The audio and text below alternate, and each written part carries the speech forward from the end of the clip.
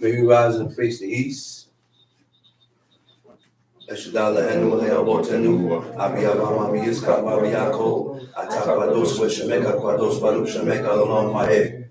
Wishana Mene, Shwala, Shabbat, Soda, Shabbat, Dorotan, Ben Ola, Beni, Bene, Shwala, Tilola, Kisha Shekin, Misa, Eshadala, Shamayim, where Taris, Mayum, must be Shabbat, Wainafash, Balu Shameka, Balu Yemeneka, Balu Tolateka, Balu Kushateka.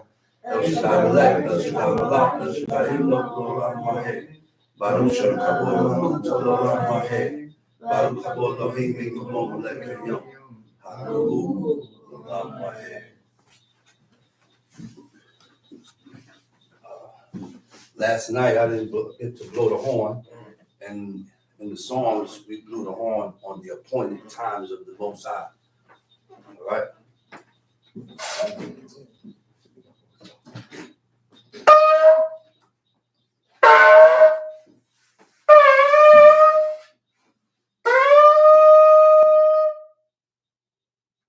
First of all, I'd like to give all honor and praise to the God of Abraham, the God of Isaac, the God of Jacob, the great, mighty, and revered God, the Most High God, who bestows loving kindness, possesses all things, who remembers the pious deeds of the patriarchs, the Most High, slow of anger, great in kindness, forgiving iniquity and transgressions, but who are by no means clearly guilty, visiting iniquities of fathers upon the children to the third and fourth generation. The Most High's work is perfect, for all his ways are justice, a God of faithfulness, and without iniquity, just and right is he. Giving due respect and honor to a head in Israel, Chief Eleazar, to the chief men, princes, brothers and sisters, I send to you the tongue of my forefathers. Shabbat Shalom. Shabbat Shalom. Another day, another holy Sabbath day ought to be reverenced and observed. All right? And when you're observing the day, when you observe something, you're fulfilling the terms and the conditions of, you're fulfilling the rules and the regulations that comes with observing the Sabbath day. Right. And God observed this day. Yeah, God observed this day. How did God observe this day? Right? How did God observe this day? The Most High observed this day when he ceased from creating. When it started to give a recollection of the creation of the earth and how all this thing began, how the heavens was created, how the earth was created. And it did not go into detail of how it was created, because when we're dealing with a God, you don't need all the details. It just comes into existence. Bara means to create or to come into existence. That's why it says bara in the beginning. God created the heavens and the earth, which means before God mentioned that he created the heaven and earth, there was no heaven and earth. It wasn't there. Okay? Then it goes off to say, and they're saying that earth was without form and void. Nothing was there. That's what it means. It said, and darkness was upon the face of the deep. When you look up the definition of deep, it says the abyss. You know how deep the abyss goes? That's beyond sea level. Okay? It said the Spirit of God hovered or glided over what? The face of the waters.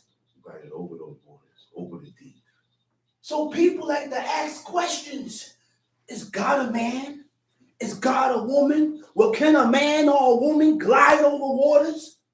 No. Only a spirit can do that. Can you see in darkness? Only God can do that. Can you see in total darkness? Can you see in total darkness? Where light never existed. Where light never existed? Light never existed. No, only God can do that. There was no colors. Exactly. It said the Spirit of God hovered over the face of the waters, saying, God said, let there be light. Now that's not the sunlight. Neither is that the moonlight. It was just light. See, God is preparing the earth. God was preparing the earth for mankind to live upon. And it says in the book, in the beginning, before the earth was formed, who was in thought? The nation of Israel. God said before the earth was formed, before this was created, before that was formed, he said Israel was first in thought. Ain't that something? For God to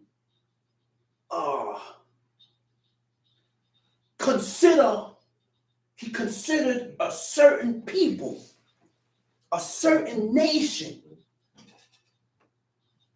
Because what the nation of Israel had in them, no nation had in them. Let's go into Leviticus 18. At that time, remember the Most High said, he said, while you was in your youth, he said, what? He said, I loved you. There was a point in time where God loved the nation of Israel because the nation was without iniquity. And that's the key word. That's the key word. God will love you. But we have to be without sin. Now, when you read the book, it says, there is no man that sinneth not. So what's the key thing? Presumptuous iniquity. When you know of something to be wrong and you still do it. And the reason why we sin presumptuous is because of pride. We have too much pride in us. And we consider ourselves before God. We consider ourselves before God. That's why part of pride and part of a person being poor and proud is self-esteem. Self-esteem. Self-esteem. You esteem yourself above God. Yeah. The Most High gave the laws and the commandments and the statutes to the nation of Israel and commanded the king and the priests to have this book. Then he gave a command to the king to read it every day in your life so that your heart cannot be lifted up above your brethren. So the way to relinquish pride is by reading. The way to relinquish self-esteem, you do that by reading. People think reading, it ain't no joke. One thing we need to realize, and I was having this conversation with Prince Zakaria, that verse 5 is some heavy words. Heavy words that we read in those first 5. Genesis, Exodus, Leviticus, Numbers, and Deuteronomy. Heavy words. And it will have an effect on your spirit if you read it. That's why God gave us a command in Deuteronomy 6:4. He said, read it. He said, thou shalt talk about them when you sit in the house, when you walk by the way, when you lie down, when you rise up. Then what he said? He said, thou shalt bind them upon thy hand, and they shall be as frontlets between thine eyes. Then he gave us a command. He said, thou shalt. He said, write it upon your doorposts. Your doorposts. At first, I used to think the front doorpost. Yes. But being that my father is more elevated and more up in the law, he said, put it on all your doorposts. On everyone. On everyone. So by reading these laws, commandments, and statutes, it will have an effect on your spirit. Now, these things have enough prayers and reading has an effect on your spirit. And I forgot one thing. Zechariah had pulled my attention to something about reading. About praying.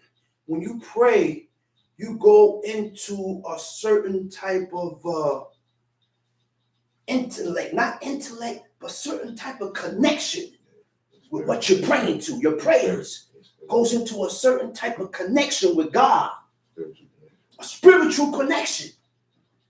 And that connection would only work if you're accepted by God.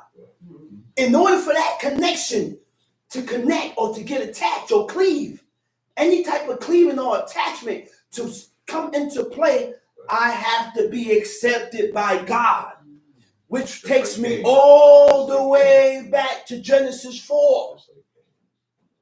See, a lot of things that we talk about takes us all the way back to the beginning, because these guys was the pace setters, man.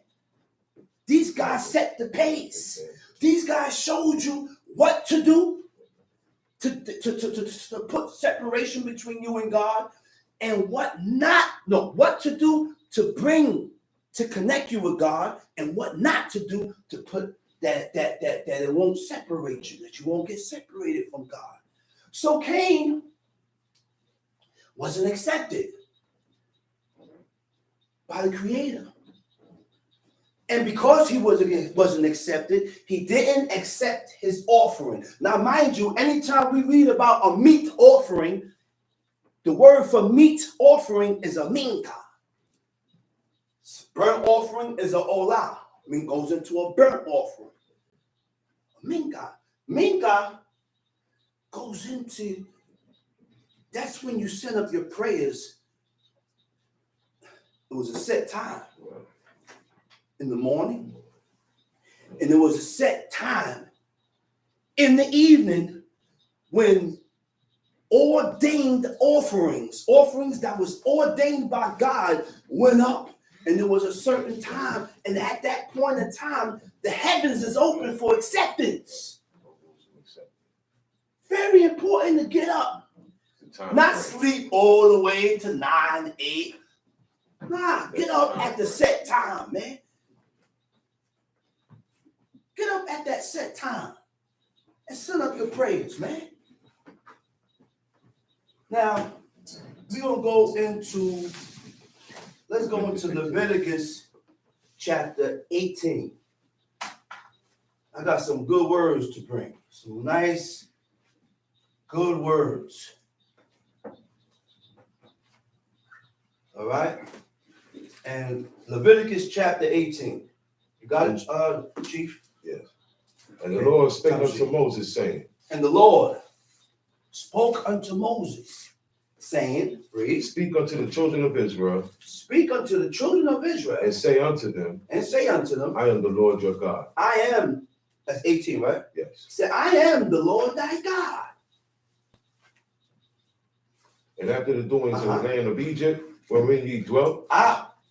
Now, he said, I am the Lord thy God. Right? Now, introduction. He said, I'm the Lord thy God, man. There's only one God. And this glorious and greatly to be feared God has one way of living. We cannot appease him with doing our own wanton ways. We cannot appease him with doing what we desire. We got to read and study and learn, what does God desires? What do God want or expect of us in order to appease him?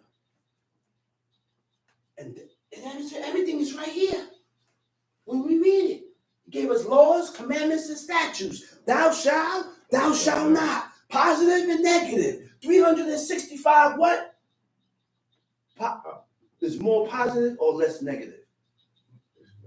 It's either or. 365 either positive or negative, or 248 either positive or negative, which combined is 613 laws, commandments, and statutes. My father used to say, when you violate the positive, it jams your bloodstreams. When you violate the negative, it jams the organs in your body. So the laws and the commandments and the statutes of God is connected to your body. And when we violate these laws, that's what takes place. So, go ahead. After the doings of the land of Egypt, wherein ye dwelt, shall ye not do. Now, after the doings of the land of Egypt, wherein ye dwelt, shall ye not do. Okay? Now, what are doings? The doings, the word for doings is kima'asehem. Okay? The word kima'asehem goes into your deeds, goes into your actions, goes into your work, your practices, your conduct, your events. Now we're going to dig into this events also. We're going to dig into this word so we can learn how to serve this God, how not to fall into the ways and the customs of the people that we live amongst. Because we like to correlate and mix the customs and the traditions of God with the manners of these people today.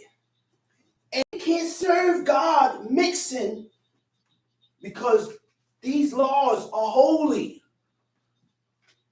And these laws will make you holy if you adhere to it.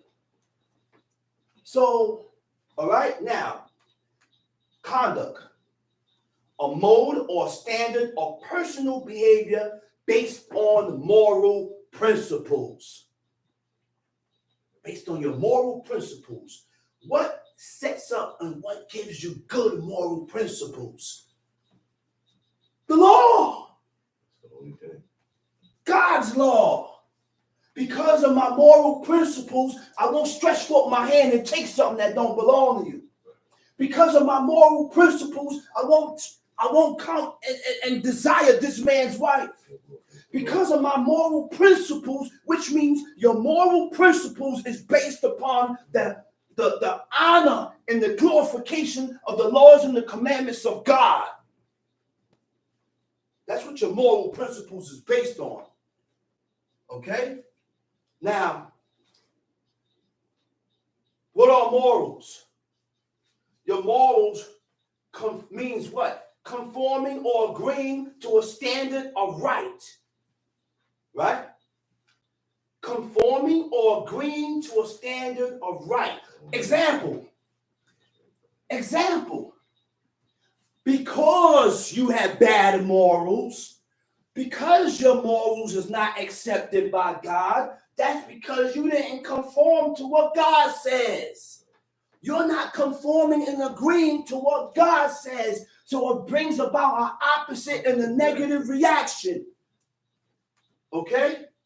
Now, example, Deuteronomy 27, the last verse of the curses.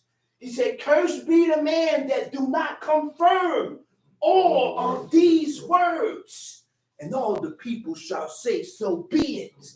So now when you don't conform to a standard of right, the standard of right that God has set up, you cursed already. You cursed. What are your principles? Principles is a rule or a code of conduct. What are the codes? What are the rules? The rules and the codes is set up by God. Again, I didn't follow my own code. I didn't make up my own code. I didn't follow my own rule. I didn't make up my own rule, because my rules and my code is not compatible to the rule and the code of God. So now, in order to do with these things, you have to acknowledge that you are wrong. And you have to acknowledge that my code and my rule is wrong. And in order to do that, when you begin to do that, then you will begin to accept God's rules.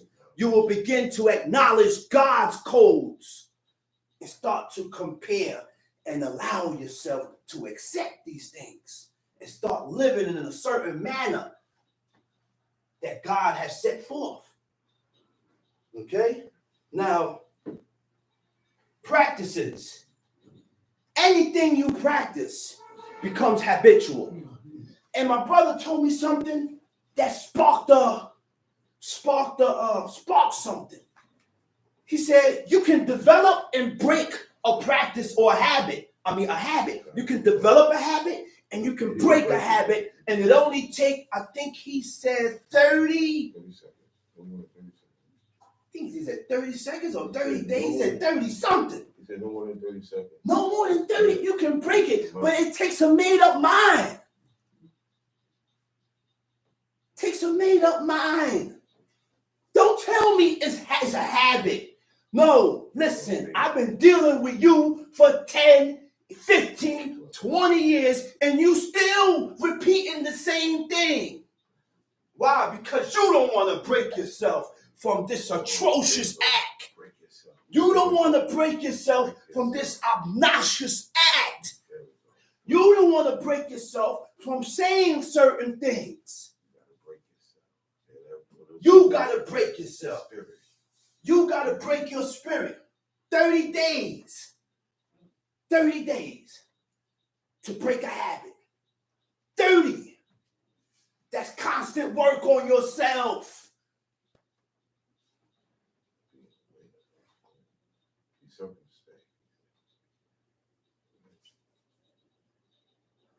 It's a habit.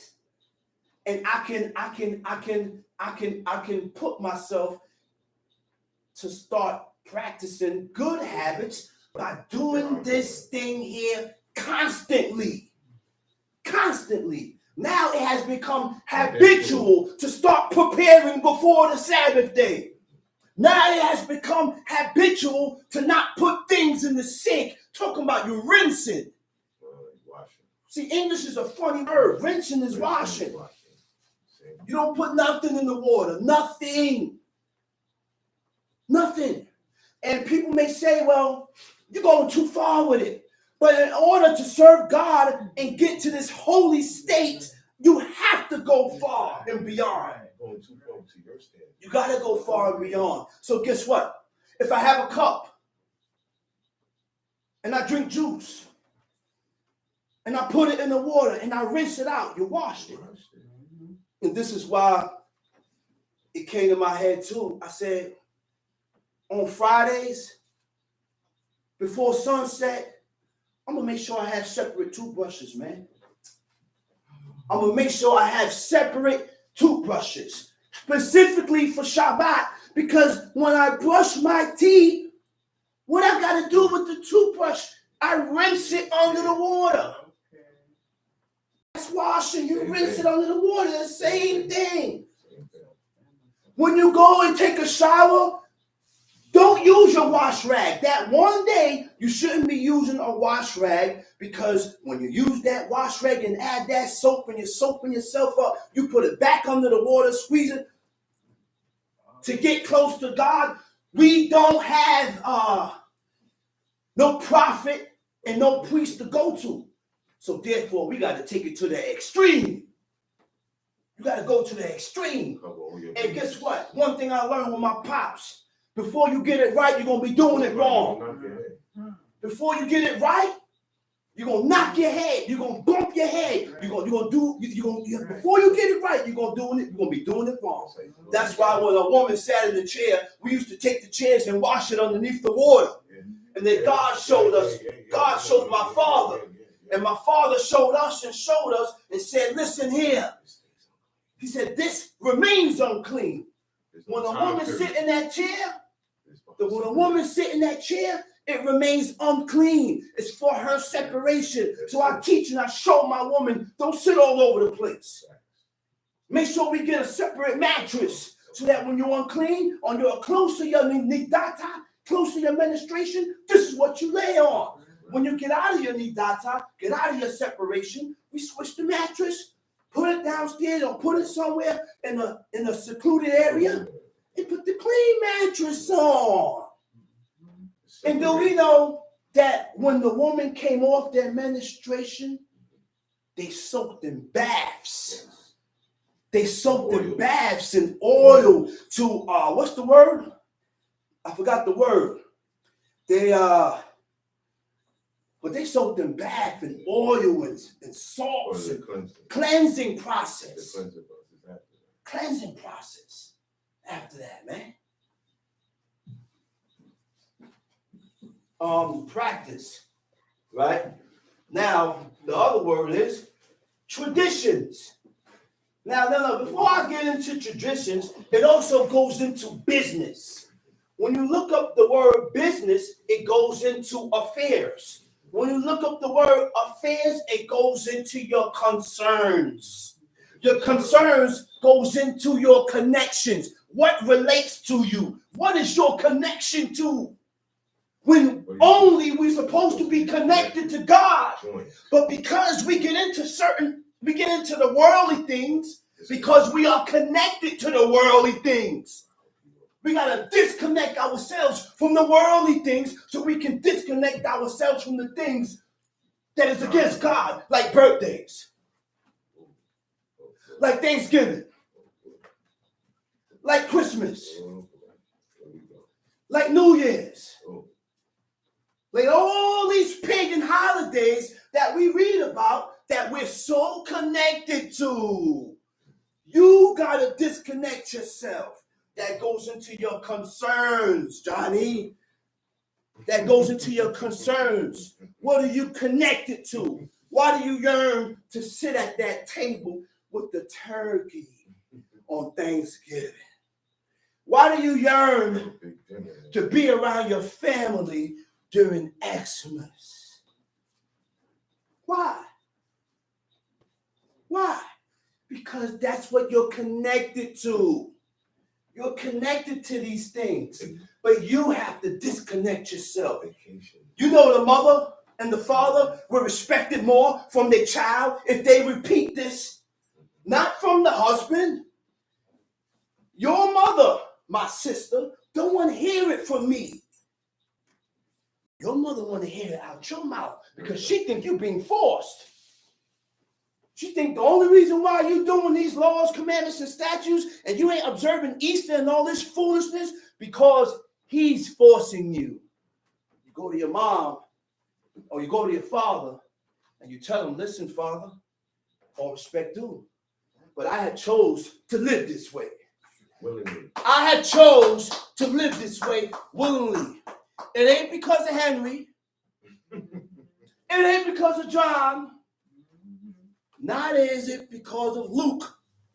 This is of my own will, Mama. Of my own accord. This is of my own accord, Mama. Why I have agreed to live this way? Because I have seen the importance and the truth and the validity in serving this God. Okay. Now, guess what she gonna do? She gonna pipe down. Now the husband is out of her mind. And she's going to stop juking at the husband because all the while she thought the husband had her daughter doing something from her, not doing her own will, against her will. So now she's going to sit down, and now you may have a chance to spill the beans and talk to her and show her, what are you doing? That's right. That's right. So you got to open your mouth, old woman. If you accept it and you really look at this thing here to be lawful and right by God,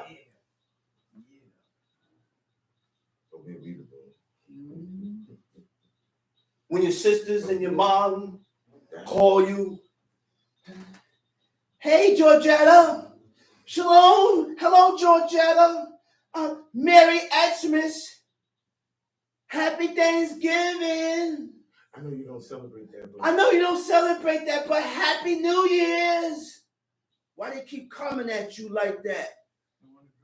They want to break you. And the adversary want to break you. So now, those are the ages. Why you think God say, listen, man, get away from your family, Abraham. Get away from your kinsmen. Get away from all your family. And that shows determination. That shows determination to serve God. When you can separate yourself from your own kin for the sake and the sacrifice to serve God. My mom's put on the hijab. That was our custom. That wasn't the Muslim custom. My mother put on the hijab, right? And she take it, it's in Isaiah 3, and she covered her face with the veil. My father looked at her. That's what excited him. He looked at her. He said, damn, baby. He said, you look good. And they've been together over 50 years. And that desire and that fire was still there. He said, damn, baby, you look good. Make me want to grab you in the blue room. I said, oh. My mom's go inside and start laughing. But that's what's supposed to excite you. That's what's supposed to excite you. And when you see you're excited behind things that is unlawful by God, that's why I started working on myself now. Because I find myself excited behind things that God hates. Why do you turn your head when a woman in tight jeans walk around? That's not supposed to excite me. That's right. That's not supposed to excite me, loco. That's right. Why does that excite me still? That work on myself. You think you're the only one got to work? You think you're the only one got to put work in? I have to put work on myself too. That's not normal. That's not what God loves. I'm not supposed to be turning my head after every tight jeans. So now I find myself corralling my spirit. And I don't do this for nobody. Let's get this straight. I don't do this for nobody. I do this for myself. I don't do this for no woman. I do this for myself to better myself with God. Yeah, sometimes you catch yourself looking, but you got to, hey, what you looking at? That's not accepted by God because you got to train your reins. God tried the reins in the heart. What is the reins? The reins is a guiding influence that leads you astray. So God controls it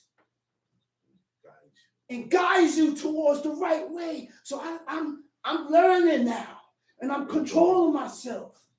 That when I walk, yeah, you beautiful and you bad, baby, but I'm gonna keep my head straight. I ain't looking at that. Which means there's a constant battle with yourself. Look, chick hit you up. Hey, baby, hey, I haven't heard from you in a while. You want to come over? Bring some weed. You know I smoke, and bring whatever you want.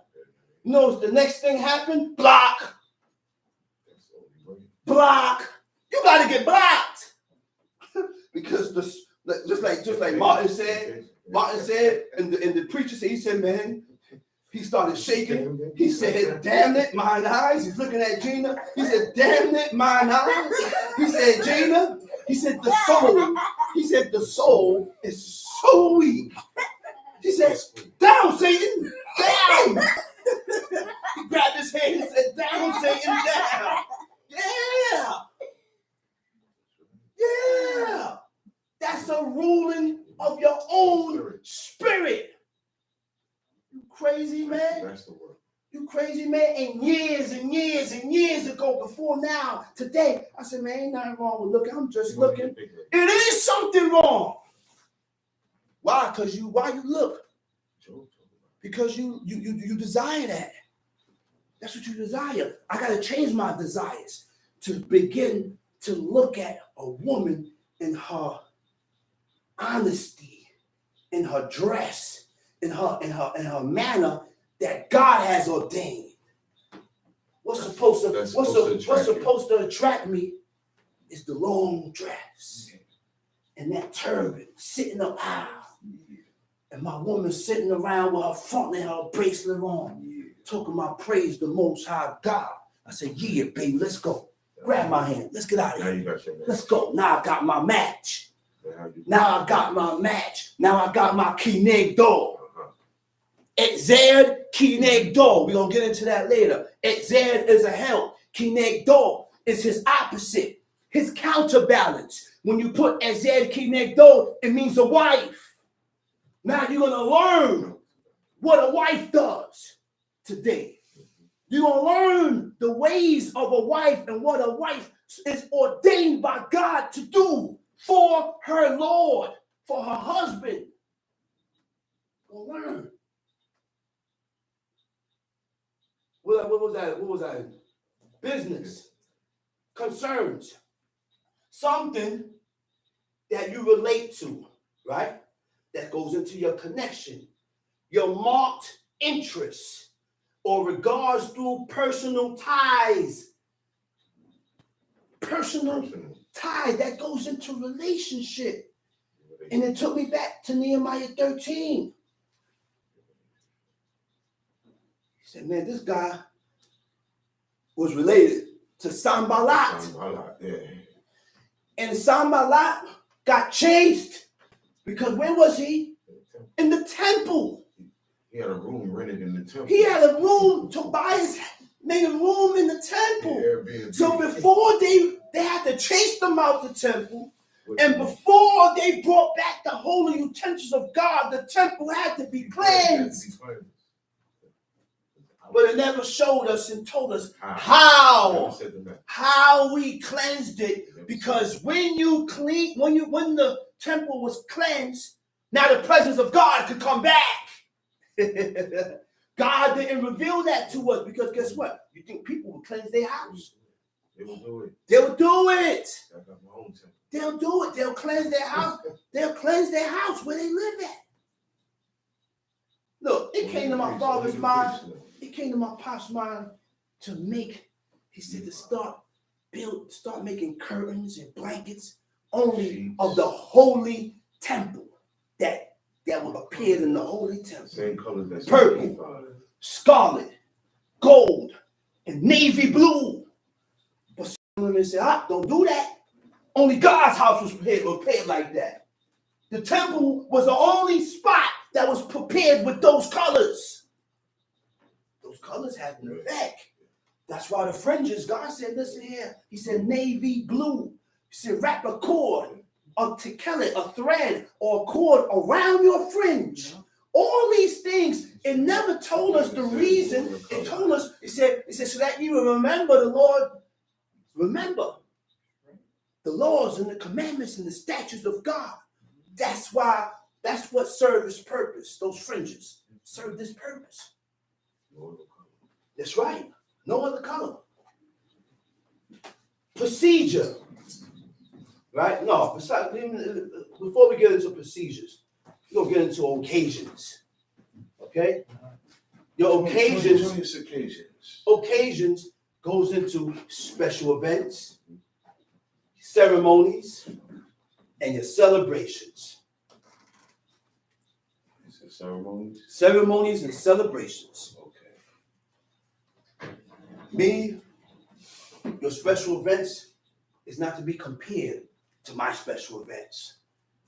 Your ceremonies and your celebrations are not to be compared to my ceremonies and celebrations.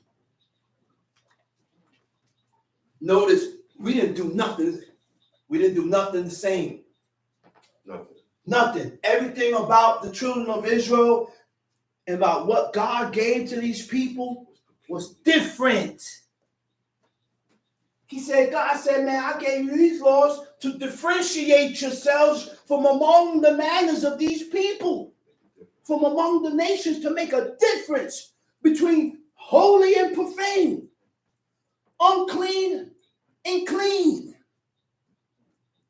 good and evil, righteousness and wickedness.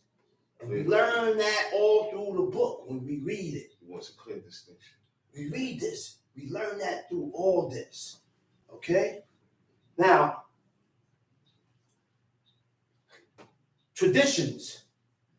Traditions is an inherited pattern of thought. An inherited pattern of thought. The way you think is inherited. It's passed down. The man said passed down. Where did this type of thought get inherited from? Your parents. Your family. So the training and the upbringing of your children begins with the parents. The parents curve the children according to how they want them to think and move by what you teach them and show them. Okay?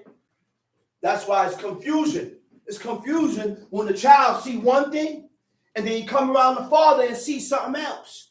So it's a constant teaching, constant upbringing that the father has to do with these children to show them what is right and what is wrong according to what God says.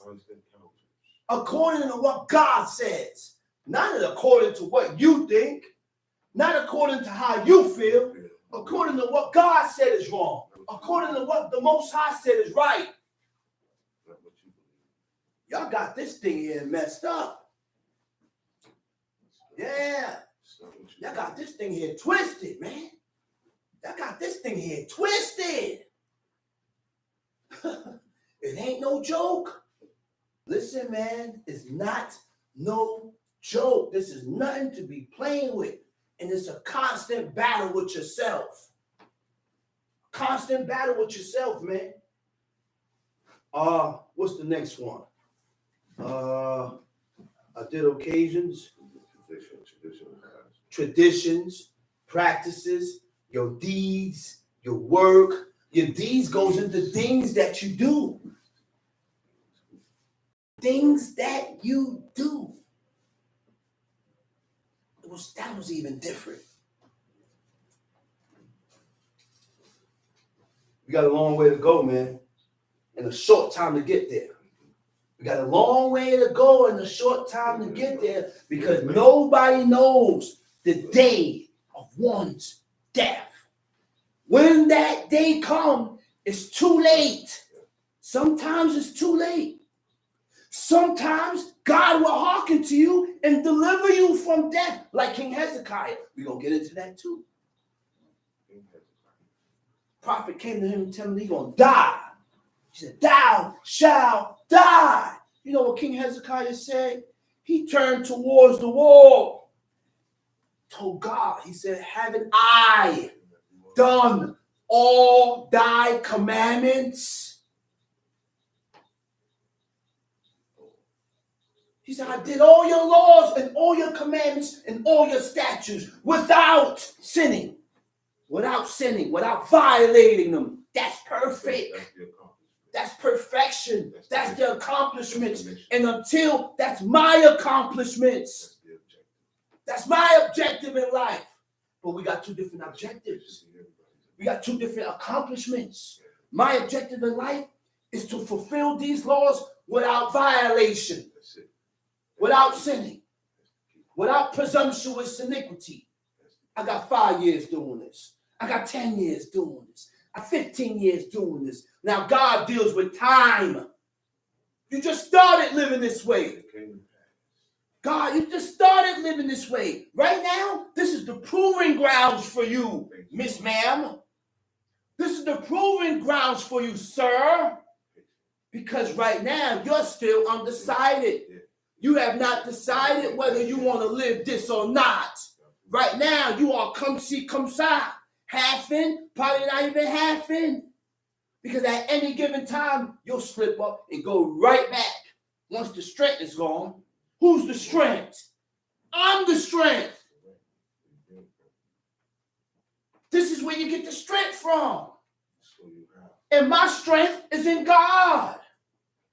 My strength is when I cleave to God and God strengthens me.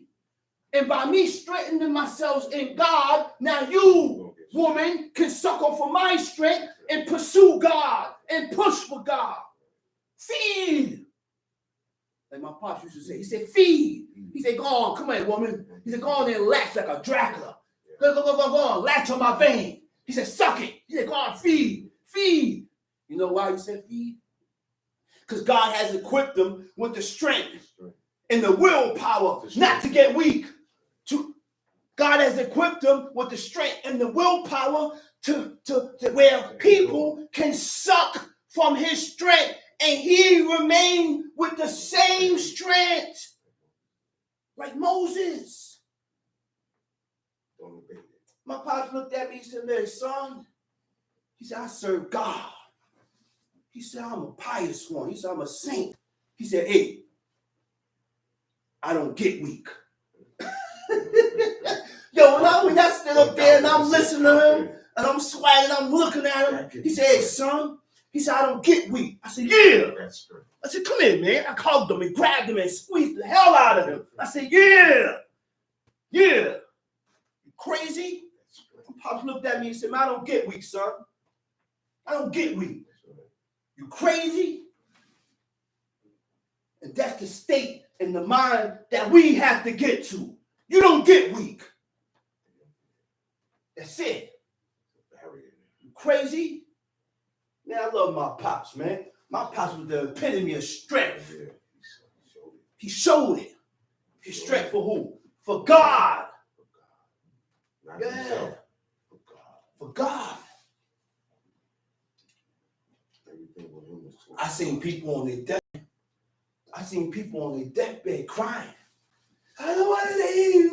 No, I don't want to die. He said, I seen some ugly faces chasing me and screaming and trying to grab me down the hole. Please, I don't want to die. I'm going to serve God now. It's too late, John. It's too late. And people take this thing for a joke.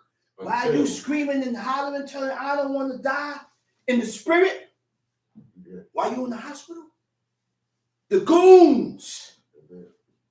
Them ugly goons is surrounding you, waiting for your spirit to leave that body so they could sequester you and hang you up and take you out. Come on, let's go.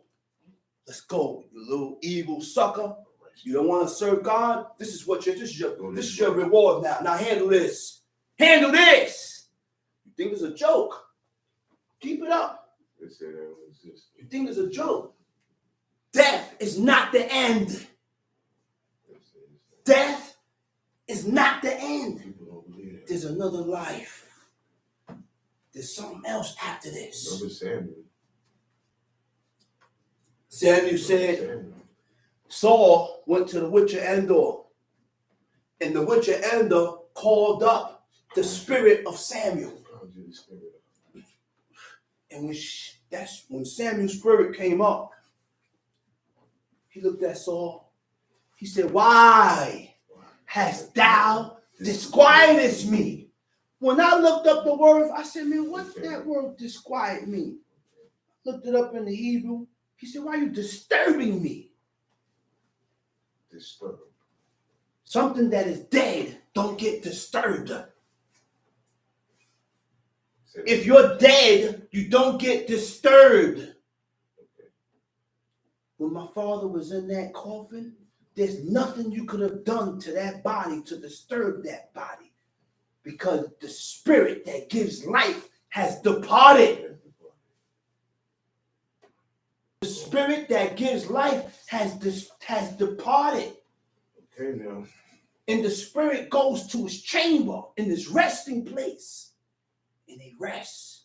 Now this rest is a soothing rest that you don't want to wake out of. You want to remain in that state. You want to remain in that state because it's a soothing rest. That's why when my father was, when he was doing the witchcraft, he called up his grandfather. I mean, called up his father, my grandfather. And this is when he was young. He didn't know God. He didn't know God then. My grandfather came up. He went to the head of the tomb, the head of the stone. The tombstone. And he said what? He said, he called him up. He said, leave me alone. Leave me alone. He said, I want to rest. He said, after that, he never called him back up. And do you know, I think probably he's the only man that didn't have a tombstone. Say it again. Yeah, you don't need a tombstone. That's a matzeba. I called the funeral home. DB I call him DB. That's my dog. His name is Prince Zachariah. Called me. He said, yo, man, make sure of that. He said, hey. He said, make sure of that. And it just came to my mind, when you're calling up the spirits, you need a tombstone. My pops went to the headstone to call that spirit up. You know why? Because the name is on there. You need the name. Yes. And this is so Samuel. Come on, man. What is the name that you want me to call? Right. The name is on the tombstone. That's right. I said about Canaanites used to do that. Okay. Let's go. Now, you know what? You know what? Let's keep going. Let's read.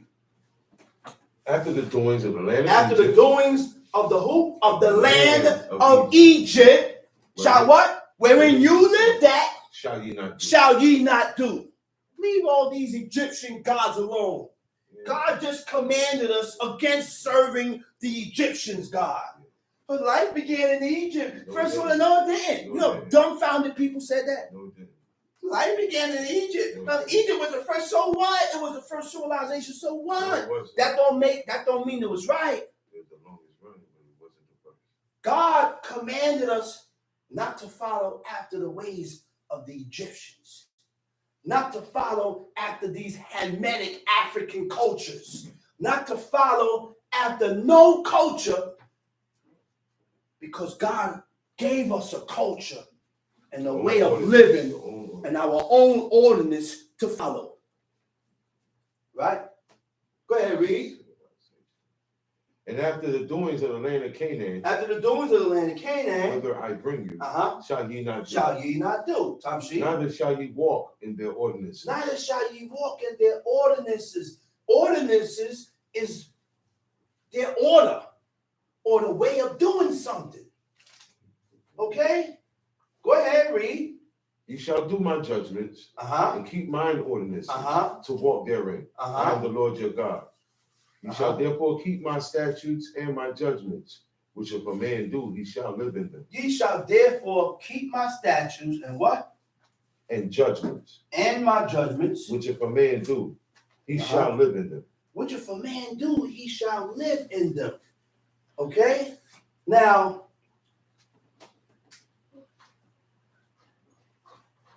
procedures. Your affairs goes into your procedures. A traditional or established way of doing something. An established way of doing something. Now, your established way may not be a way that God has established. It depends on what it is. Give some tissue.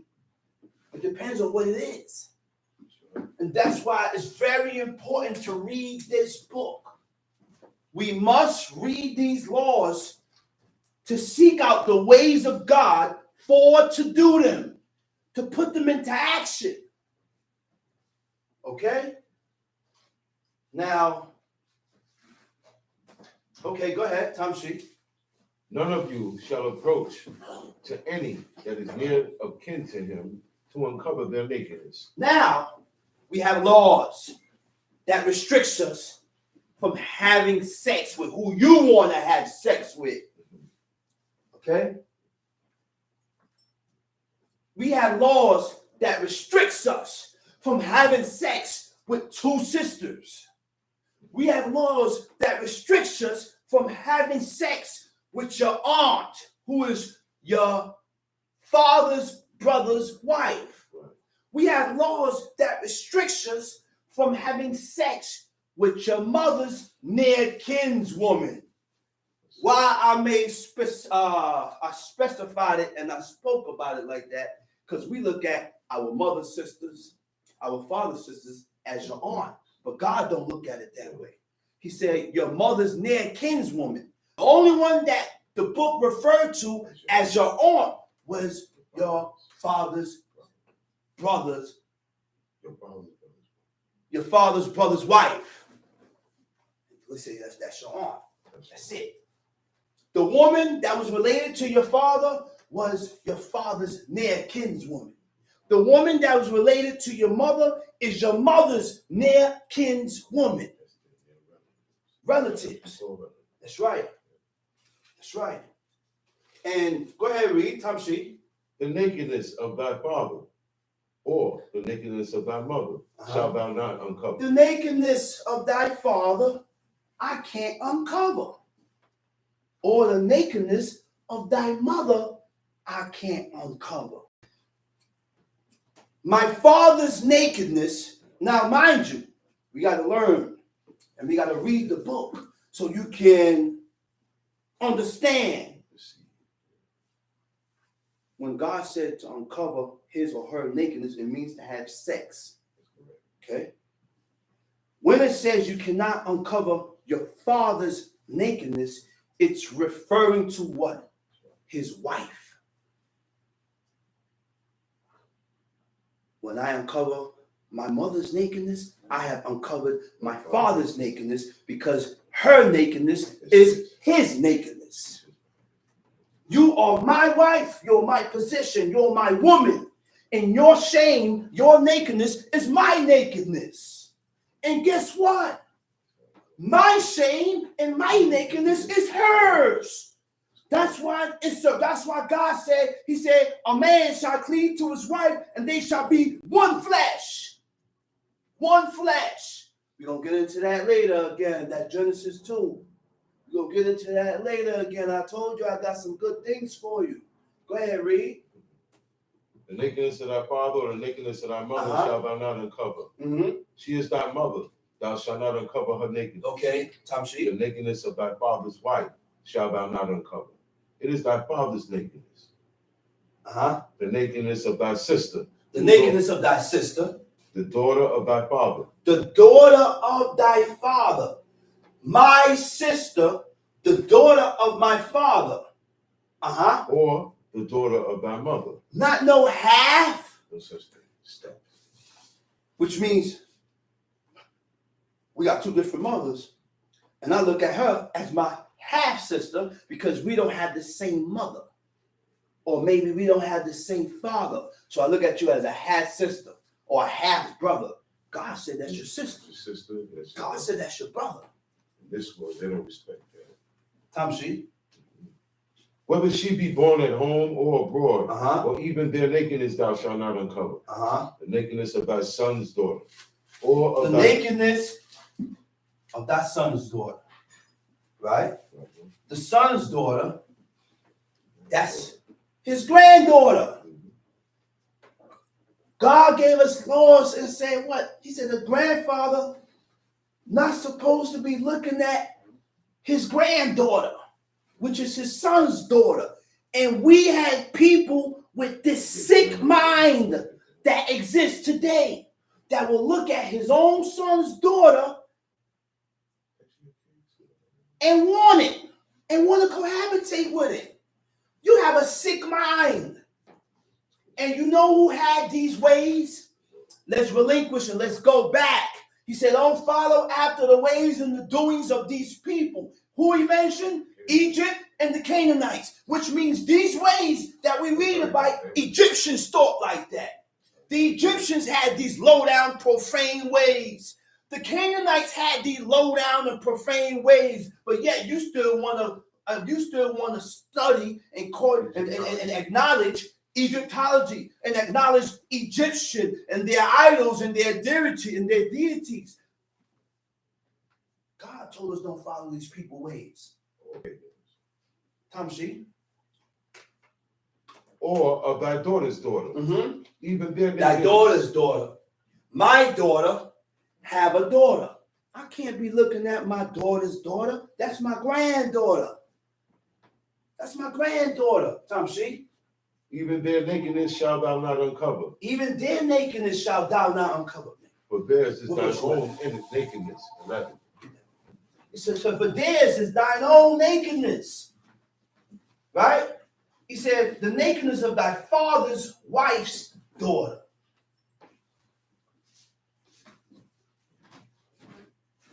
The father gets married, and when he married his wife, the woman, she had a daughter. I can't mess with that girl. I gotta leave her alone. Right? He said, she is thy. begotten of thy father, she is thy sister. Thou shalt not uncover her nakedness. Thou shalt not uncover the nakedness of thy father's sister. She is thy father's near kinswoman. See, don't refer to her as an aunt. Say your father's near kinswoman. Thou shalt not uncover the nakedness of thy mother's sister, for she is thy mother's near kinswoman. He said, thou shalt not uncover the nakedness of thy father's brother. Thou shalt not approach to his wife. She is thine aunt. Doda means her aunt, your aunt. So they refer, the only woman that they refer to as your aunt is your father's brother's wife. Which means, what that tell you now? They didn't go around, you never read in there where they go around calling people, oh, they didn't do that. They didn't do it. He said, thou shalt not uncover the nakedness of thy daughter-in-law. She is thy son's wife. Thou shalt not uncover her nakedness. Thou shalt not uncover the nakedness of thy brother's wife. It is thy brother's nakedness. Thou shalt not uncover the nakedness of a woman and her daughter. Neither shalt thou take her son's daughter or her daughter's daughter to uncover her nakedness, for they are her near kinswoman. It is wickedness. Neither shalt thou take a wife to her sister. A wife, I done married a woman, and then I start looking at her sister. God gave us laws and commandments that refrained us, and that refrained us from doing of such atrocious and profane acts. All right? It said, also thou shalt not approach unto a woman to uncover her nakedness, as long as she is put apart for her uncleanness. We cannot have sex while you're on your menstruation. And it's wise in this, and these are important things that we must learn. These are important things that we must learn. That when a woman is on her menstruation, on her nidata, on her period, there is a 7-day cleansing process. The woman may bleed 2 days. You're praying over after you bleed in those 2 days. You have 5 more days to count. So it is very important to write down and notch down the day of your uncleanness. But in order to take the severity and look at this as an important fact, we have to honor you. When are you going to begin to honor and respect these words so that you can start beginning to put these into actions? So if a woman bleed 2 days, how many more days she got? Say it, sister. There you go. 5 more days. If a woman bleeds and on her period for 4 days, how many more days she got? 4 days? 2 more. No. 3. Remember, it's a 7 days process. You bleed 4, you got 3 more days to count. You bleed 6, you got 1 more day to count. What happens if you bleed past the 7 days? If you bleed past the 7 days, you stop counting and wait for your blood to stop coming down. And then when the flow stops, you count another 7 days. While you're counting that 7 days, you spot again, stop counting. Reset. The next day, when you don't see no blood, that's the first day. You count again. You count again. And that's what you got to keep doing. We got to learn, because it's very important to learn how to count your period. How to count that. All right? Now, it says, as long as she is put apart for her uncleanness. You know what put apart means? The woman had a separate house. A separate house. A separate house. Where she stayed at when she's on her menstruation. But today, we don't have the money for that. We don't have the facilities to have another place or another spot where the woman go when she's on her uncleanness. Because uncleanness, when you're dealing with uncleanness, deals with a spirit. It's in the spirit, that's right. And when you're unclean, the person that is unclean have to leave out and get outside of the camp, of the boundaries of where we are at, because just your presence alone contaminates everything. And so, therefore, if you don't have a separate spot, you have to be circumspect on what you sit on, what you lie on. Okay? What you sit and what you lie on. Because everything that you sit and lie upon, you make it unclean. And nowhere in the book stated that what you sat on, what you lie on, becomes clean when she becomes unclean. Nowhere in the book states that. So we need to stop adding on to the word of God. Nowhere in the book states that. And the definition of defile takes us back to that. Okay? Check this out. Now, right? And thou shalt not let any more, but thou shalt not lie carnally with thy neighbor's wife to defile thyself with her. That's adultery. Thou shalt not let any of thy seed to pass through the fire to Molech. Neither shalt thou profane the name of thy God. I am the Lord. Thou shalt not lie with mankind as with womankind. What part do we do not understand there? This is the only book that restricts us or restricts mankind from sleeping or cohabitating with his own kind. This is the only book that restricts a woman for cohabitating and having sex or a relationship with a woman with their own kind. That's why when God created Adam and Eve, created man and woman, he created opposite to one's like. Kinegdo means opposite. Now we're going to get into something else. Okay? Now we're going to stay right there where we at. Okay? Now,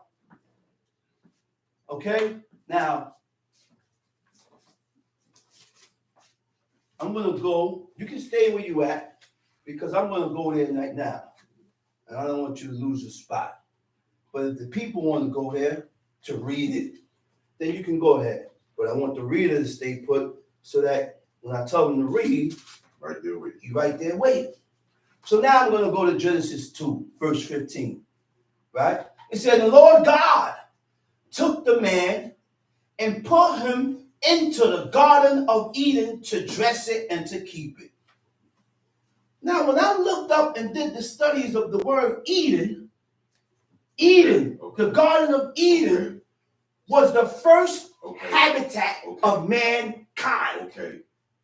Okay? The first habitat of mankind. Eden means the garden of pleasure. Okay? The paradise also was called paradise, right? Or habitat, right? Which means our pleasures was different. Before they ate of that tree of knowledge of good and evil, our pleasures was completely different. Pleasures. What pleasures us today was not the people pleasure back then.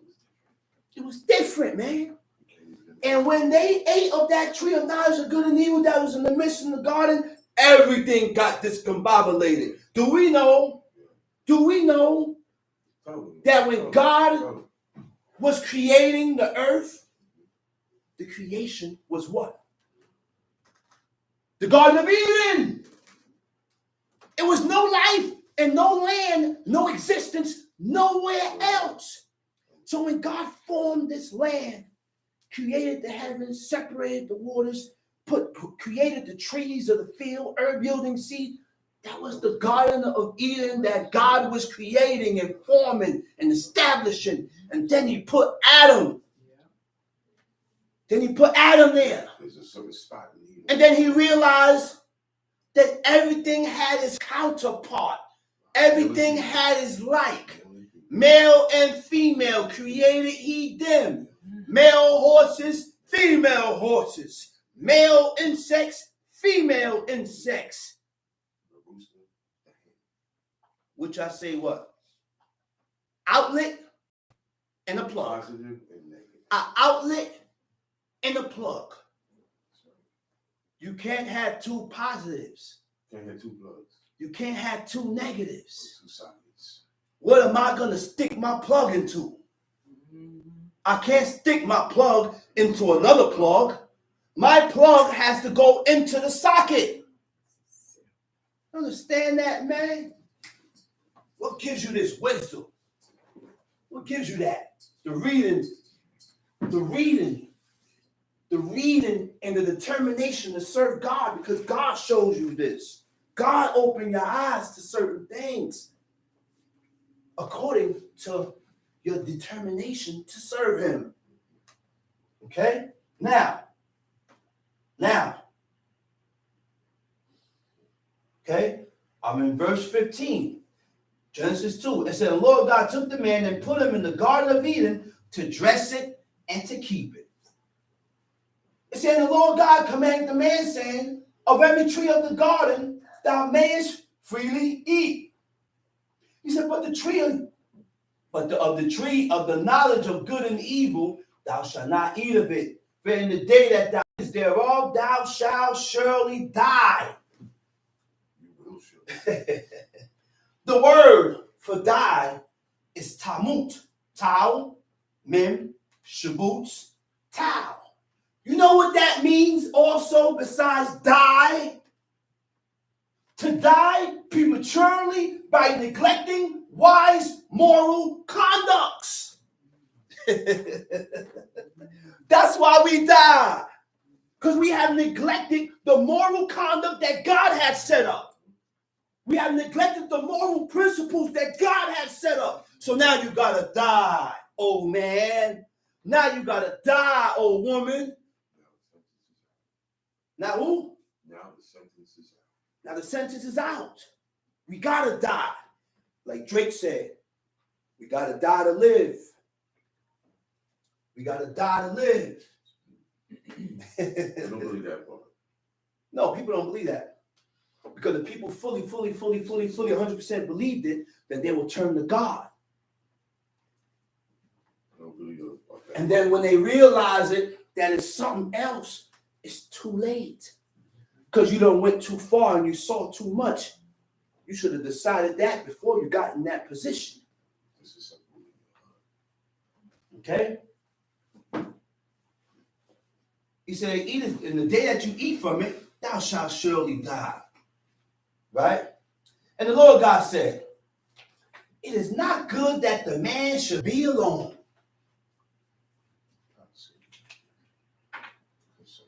A godly trait, which is a godly trait. Because this godly trait, you have personal concerns for others. Yeah, consideration. You have consideration, which means what? It ain't all about you. I also consider how you feel. You know, I also can consider, I'm going to go deeper, how my son feels. You know why I say how my son feels? Because people say, well, I ain't got to consider you. Oh, no, you consider me. No. Parents can consider their children. You know why? Because the best did it. Saul considered the feelings of his own son, Jonathan. He said, don't let Jonathan hear this, lest he be grieved by it. Lest he be grieved by it, because he already discerned and seen that it was some type of, it was him and David had a bond like no other. And the way he's seen the way his son bonded with King David. So it's a righteous trait, a godly trait to consider others. It's a godly trait to consider your sons and your daughters. It's a godly trait to consider others. It's a godly trait to consider your own wife. Yeah, I gotta consider her. Yeah, I gotta consider her too. Oh, you know what, baby? All right, you don't like it, don't worry about it, man. I ain't gonna do it, man. I know you get irked and you know crazy. I said, I ain't gonna do it. It's for you, all right? It's for you. I ain't gotta do that. I ain't gotta do that. That's right. I could be wrong and strong and still go on. That's right. But it's a godly trait to consider others. So I say, baby, don't worry about it. I got you. You ain't got to worry about that. So stop asking me. So stop mentioning it. I don't want to hear it. I got you. It's a godly trait. Yeah. Godly, godlike.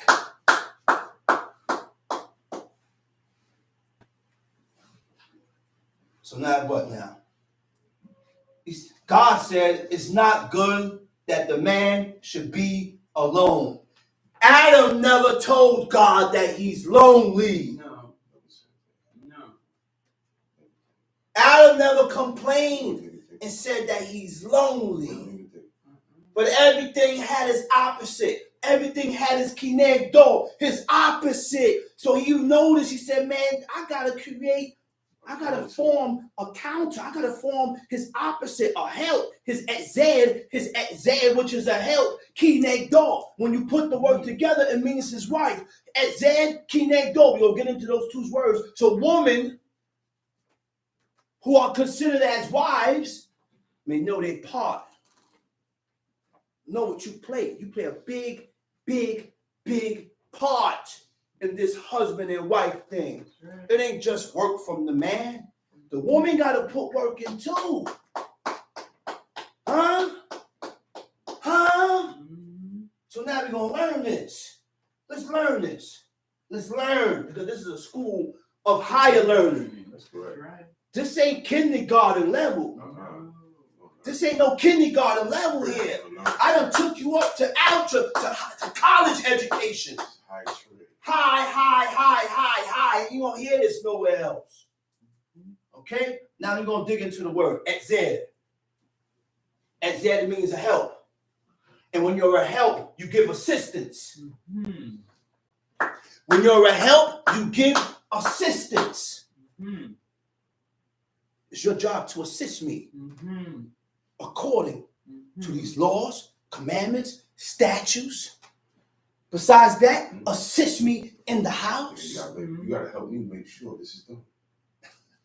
So one day something was going on. I came up short in certain things, and my woman stepped up and said, I got you. I said, damn. I said it to myself, but I ain't telling nothing. I kept it to myself. I said, damn, baby, I love you, man. I said, damn. I said, I don't know. I said it to myself. I said, I don't know what I'll do without you. I said it to myself. I ain't tell her that. I want to I want to boost and blow her head up. He said, yeah. Next thing, the woman looked at me and said, you need me. I said, no. Just making a joke. But you give assistance. Yeah. When you give that assistance, it's appreciated by the husband, man. It's appreciated by the man. Yeah. Make the man appreciate you more and want you more. Because you done gave that assistance. Yeah. What's the next one? Support. Okay? Back me up. Hold me down. When I'm not there, you holding it down. Mm-hmm. As if I was there. That's the support. That's right. That's right. That's right. That's the support that the husband look for. That's what my father used to always say. He said, you as my wife, you're supposed to assist me and support me in this movement. Mm-hmm. Hold me down. Mm-hmm. Hold me down in this movement. Because you can either hold me down or you can try and break me. You know what's the breaking? When you go against. Right. When you go against the establishments. Mm-hmm. When you go against what's set up. When you go against my laws and my commandments. It's your job to fulfill these laws that the man has set forth in the house. Not reconciling with children. Not trying to appease nobody. Why? Because what my man said come first. And his will come first. His feelings is number one. That's one. Okay? You know who back there clapping? That's Mama Love clapping back there. That's Mama Love clapping back there. And why I mention that, why Mama Love is clapping, because I just want to show you an example that it ain't man clapping. This is a woman accepting what God says. Not what I say. A woman, because not all women accept this. No. Some women bucket. That's right. Yeah, you got a hard-headed, stiff-necked woman that bucks it and say, well, you hear the clapping? It's a man probably clapping. No, you trick. No trick. Get that devilish thought out of your mind. Yeah. Devilish thoughts. First thing you want to do is downgrade men. Downgrade yourself for not accepting what God says. You're a downgrade. Accept what God says. Okay? A help also means to relieve. And you relieve, when you relieve, you give aid or support or to ease of a burden. A helpmeet is a companion as a wife. Your companion. You know what a companion is? Like a friend. You know what you do with a companion? You pillow talk. You confide in the person about certain things. And you open up to your companion. Guess what you open up your heart to? Because you ain't got nobody. Ain't nobody as close to you as your wife. Look, a husband and a wife would turn on their own children and get back to back. He said, y'all messing around with my husband, or you over here messing with my wife. He said, man, they get back to back and turn on everybody. Because God said they won. God said they won. It's a what? It's an unstoppable union. So when I confide in you, I'm not looking for you to repeat what I confide in you in. I don't need to hear that. I already told you that. And I confided in you to tell you certain things. And I didn't expect you to mention it. So you don't get angry and start mentioning certain things. Take it and tuck it in. That's just what? Ruling your spirit and acknowledging your fault and saying, well, I shouldn't have mentioned it. And you rule your spirit to be a better person. That's all. Now, mind you now, I just want you to understand something. These laws and these commandments heals. It's a healing process. It's a recovery process. Everybody here is going through recovery. Everybody here is going through a rehab, a recovery. Women and men. You know why? You know why I say you're going through a recovery? Because you're sick. And the only way to recover from this sickness that causes you to die is to adhere and change your ways according to the ways of God. This right here. Once I fully have recovered and I fully adhere and hearken to what God said, full recoveration.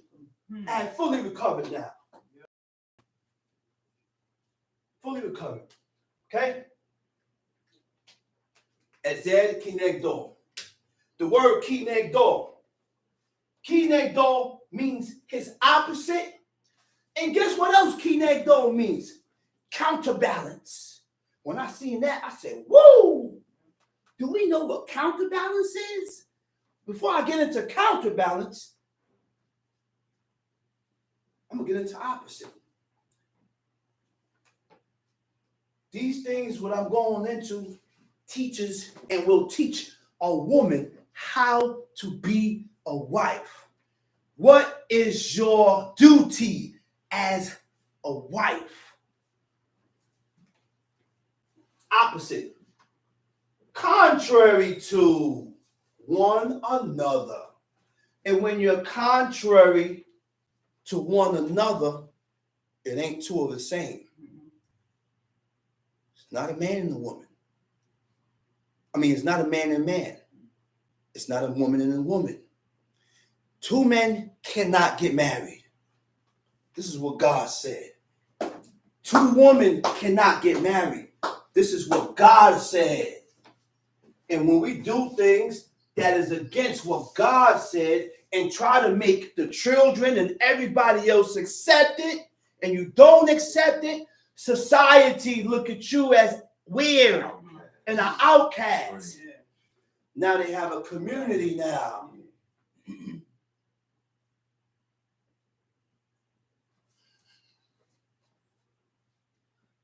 everything about them was different.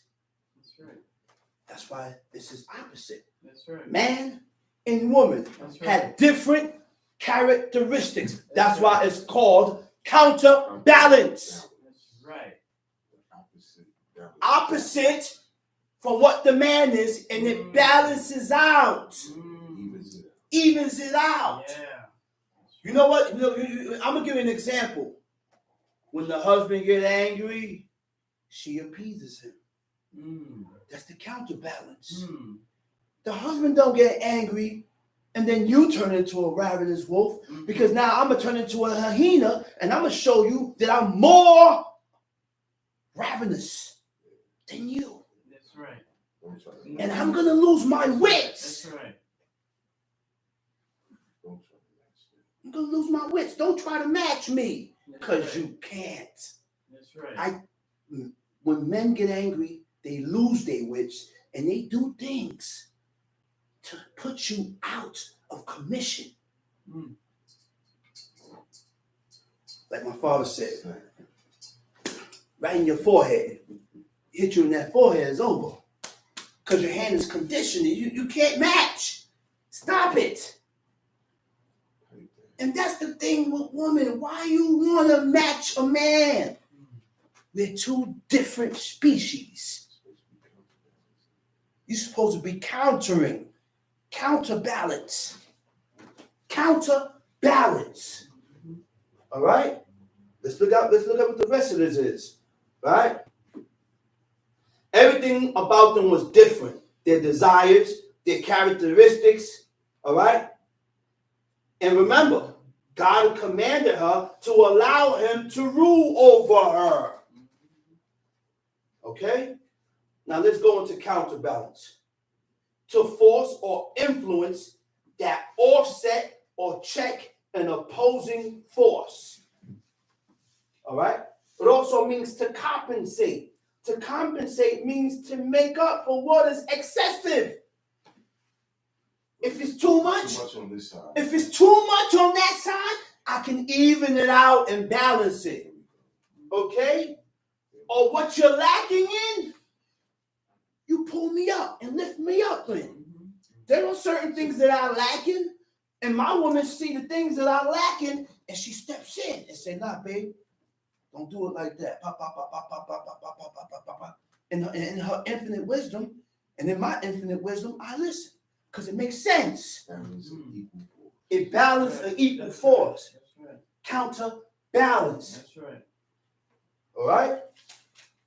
Now, what was that? That was 18? Yeah, 18. Right?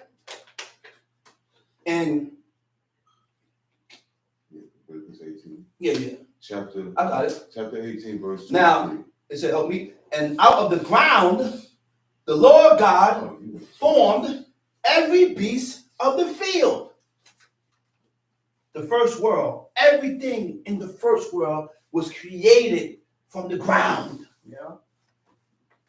The birds, the beasts of the field, the cattle, the insects, The birds came out the water. The beasts of the field God created with the dust from the ground, and man was created from the ground. Now, mind you, even God put a distance between man and woman because he didn't create Eve from the ground. He created Adam from the ground. He created Eve from the rib, from Adam's rib. Now, we're going to get into that too later. All right? Right here. Now, formed every beast of the field and every fowl of the air. Okay? And out of the ground, the Lord God formed every beast of the field and every fowl of the air, which is the birds also. They both came out of the ground. And brought them unto Adam to see what he would call them. And whatsoever Adam called every living creature, that was the name thereof. And Adam gave names to all cattle and to the fowls of the air and to every beast of the field.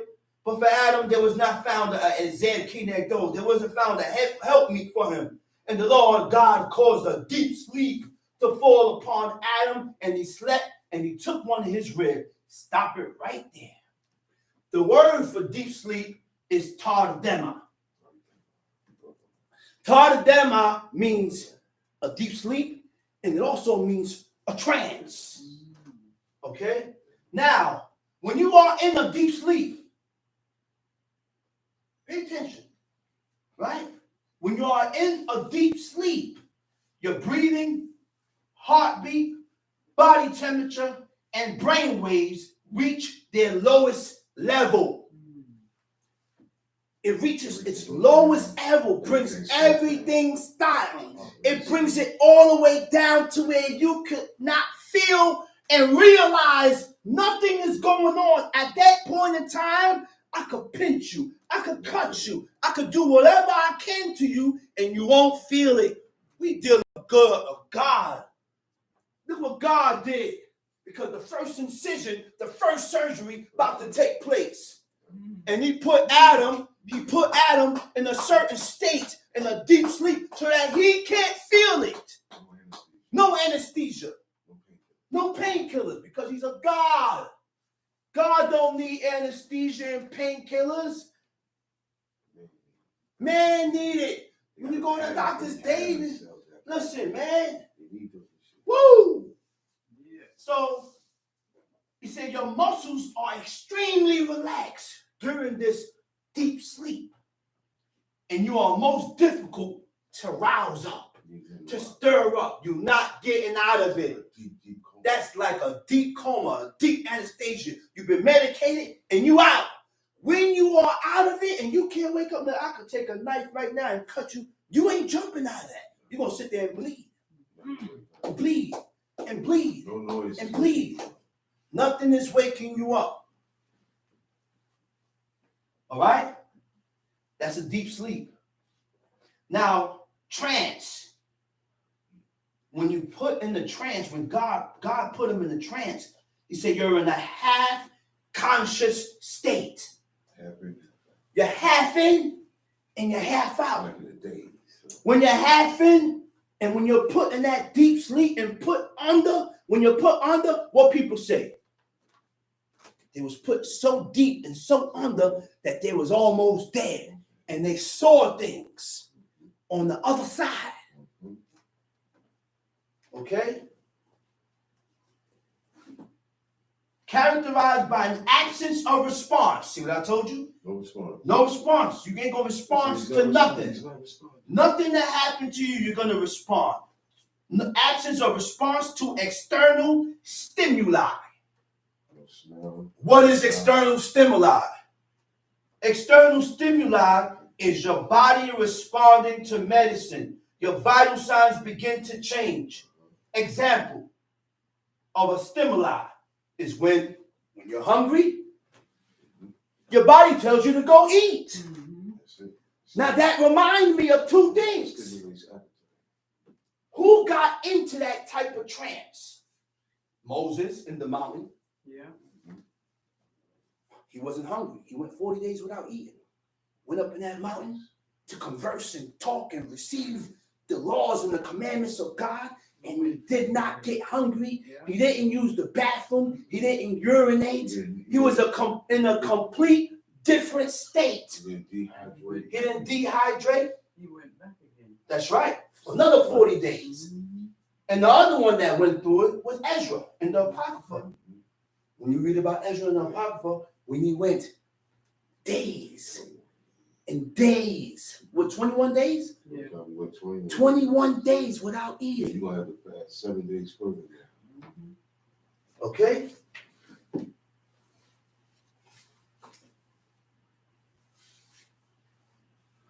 It said the Lord God caused a deep sleep to fall upon Adam, and he slept.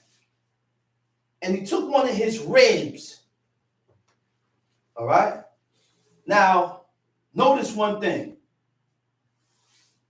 Notice one thing. Notice one thing. When God took his ribs, check this out. Right? Once the rib is taken out surgically, correct? The rib was the only thing that can grow back. You understand? Now, notice the difference. Like I said before, man was created from the ground, breathed into his nostrils the breath of life. Man became a living soul. And woman from the rib, taken from Adam while he was sleeping. Right? This strikes at two different events. The origin of man and a woman are not comparable. It's not to be compared. Adam's origin is not discussed at present, as it seems to. That's not what I was looking for. Okay, the bone marrow. The Adam's rib, right? In the bone marrow, it contains cells, stem cells and stuff like that for regenerative purposes and medicine and support certain things to grow back. Right. Okay. Right. And he took one of his rib and closed it up, the flesh instead thereof. And the rib which the Lord God had taken from man, made he a woman. Made he a woman, right? And brought her unto the man. And Adam said, this is now bone of my bones and flesh of my flesh. She shall be called woman because she was taken out of man. Therefore shall a man leave his father and his mother and shall cleave unto his wife. Now, what is the cleaving? What do you mean by cleave? What are you talking about? What is cleaving? Right? And we all know. Now we're going to get into the word of cleave so you can learn what cleave is. Cleave means to join. Cleave also means to be attached, right? I'm looking for my paper that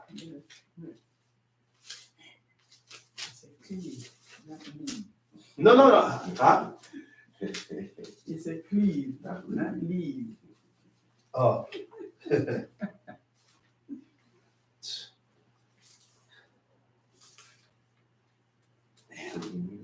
No, I had my parent meeting. I got the meeting. Yeah, but I had more stuff besides that.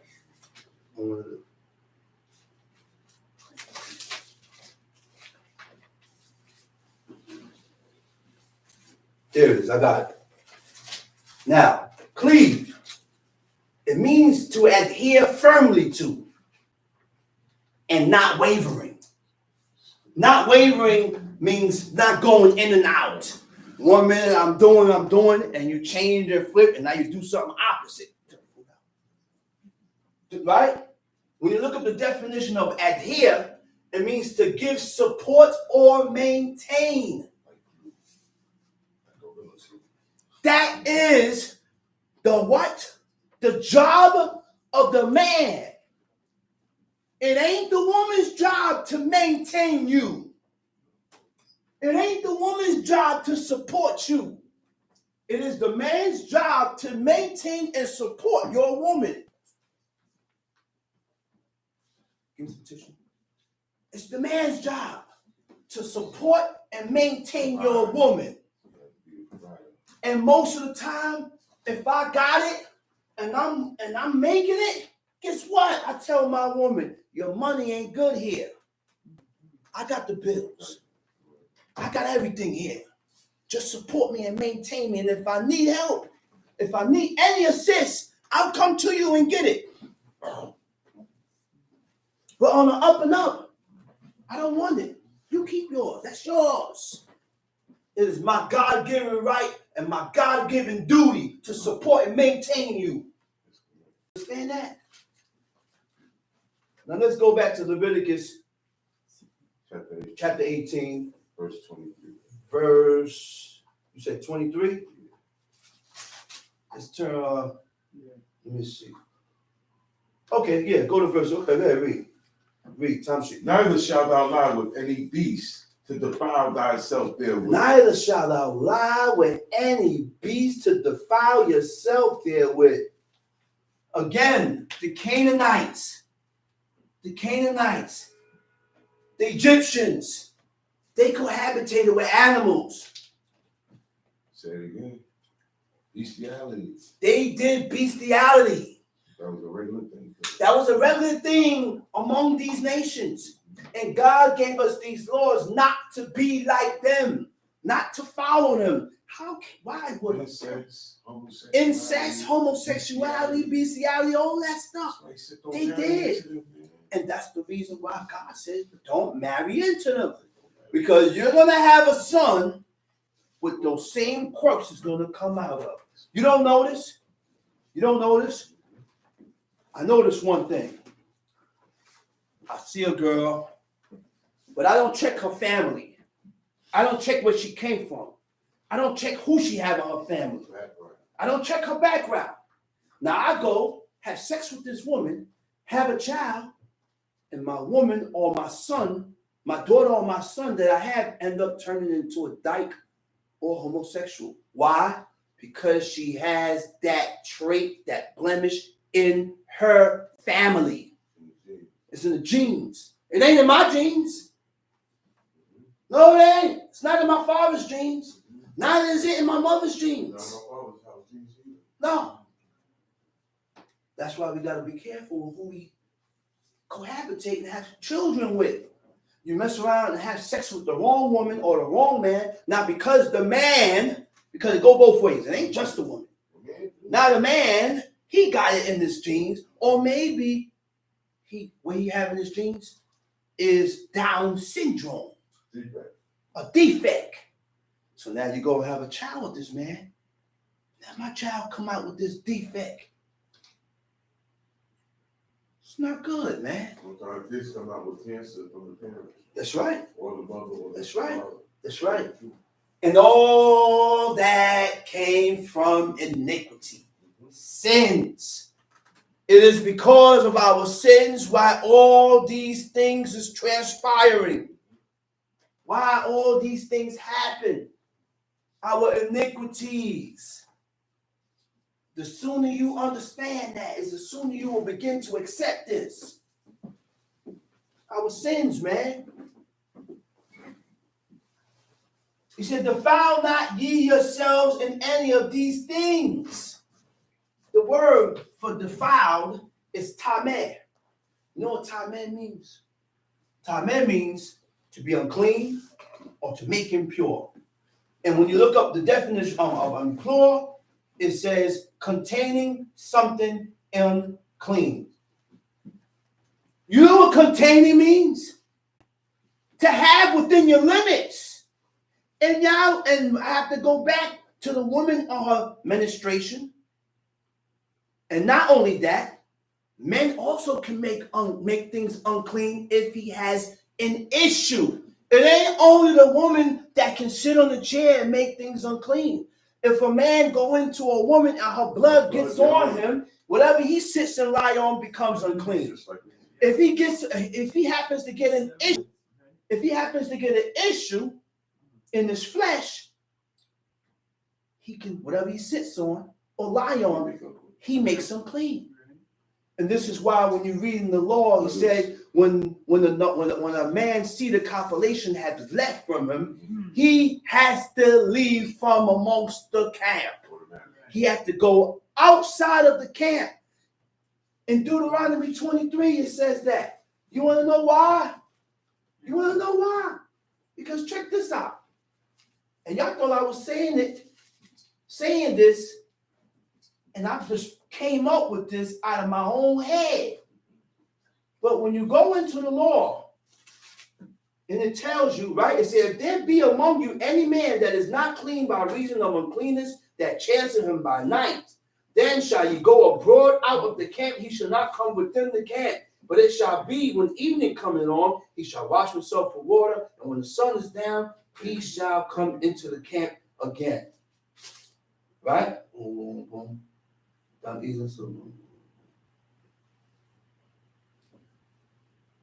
There you go. For the Lord thy God walketh in the midst of thy camp to deliver thee and to give up thy enemies before thee. Therefore shall thy camp be holy. that he see no unclean thing in thee, and turn away. Now you see why he got to leave from amongst the camp. He's unclean. And God don't dwell amongst uncleanness. The presence of God do not dwell amongst uncleanness. Right. So everything that is in your boundaries, in your realm, in your house has to be clean according to what God said is unclean or clean. All right? Now, right, defile. That's what I was into. The word defile. Where's that paper at? I keep losing the paper. There, I got it. All right, unclean and impure. Impure means not pure. Also means lewd. It also means unchaste. You know what unchaste is? When I looked up unchaste, it means to be promiscuous. You want to sleep around with Mary, Lou, Betty, Lucille, and Henrietta. And my father looked at another brother. My father didn't always think this way, but in time, his thoughts and the way he think changed. Got to that level, so he looked at a brother. He said, "Hey, bro," he said, "Man, where you going, man?" Brother said, "Man, I'm going out. I'm about to go out and enjoy myself." So my father looked at him. He said, "Hey," he said, go out and enjoy yourself with your wife, man. You got a wife there in the house." He said, "Go on home. You want to go out, go chill with your wife.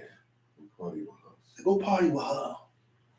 Go do the lambada with her. That's the problem. Yeah. Go into the dirty blue room with her. Stop looking for other avenues and trying to go elsewhere to appease yourself. Your wife is home." He says the same thing what you're going to see. What she got, you're going to see the same thing. Leave that alone. You don't wind up messing up. You don't wind up violating. Because it says whoredom and wine takes away the heart. You know what that means? When it says takes away your heart, it takes away your determination and your courage to serve God. It weakens you, man. It weakens you.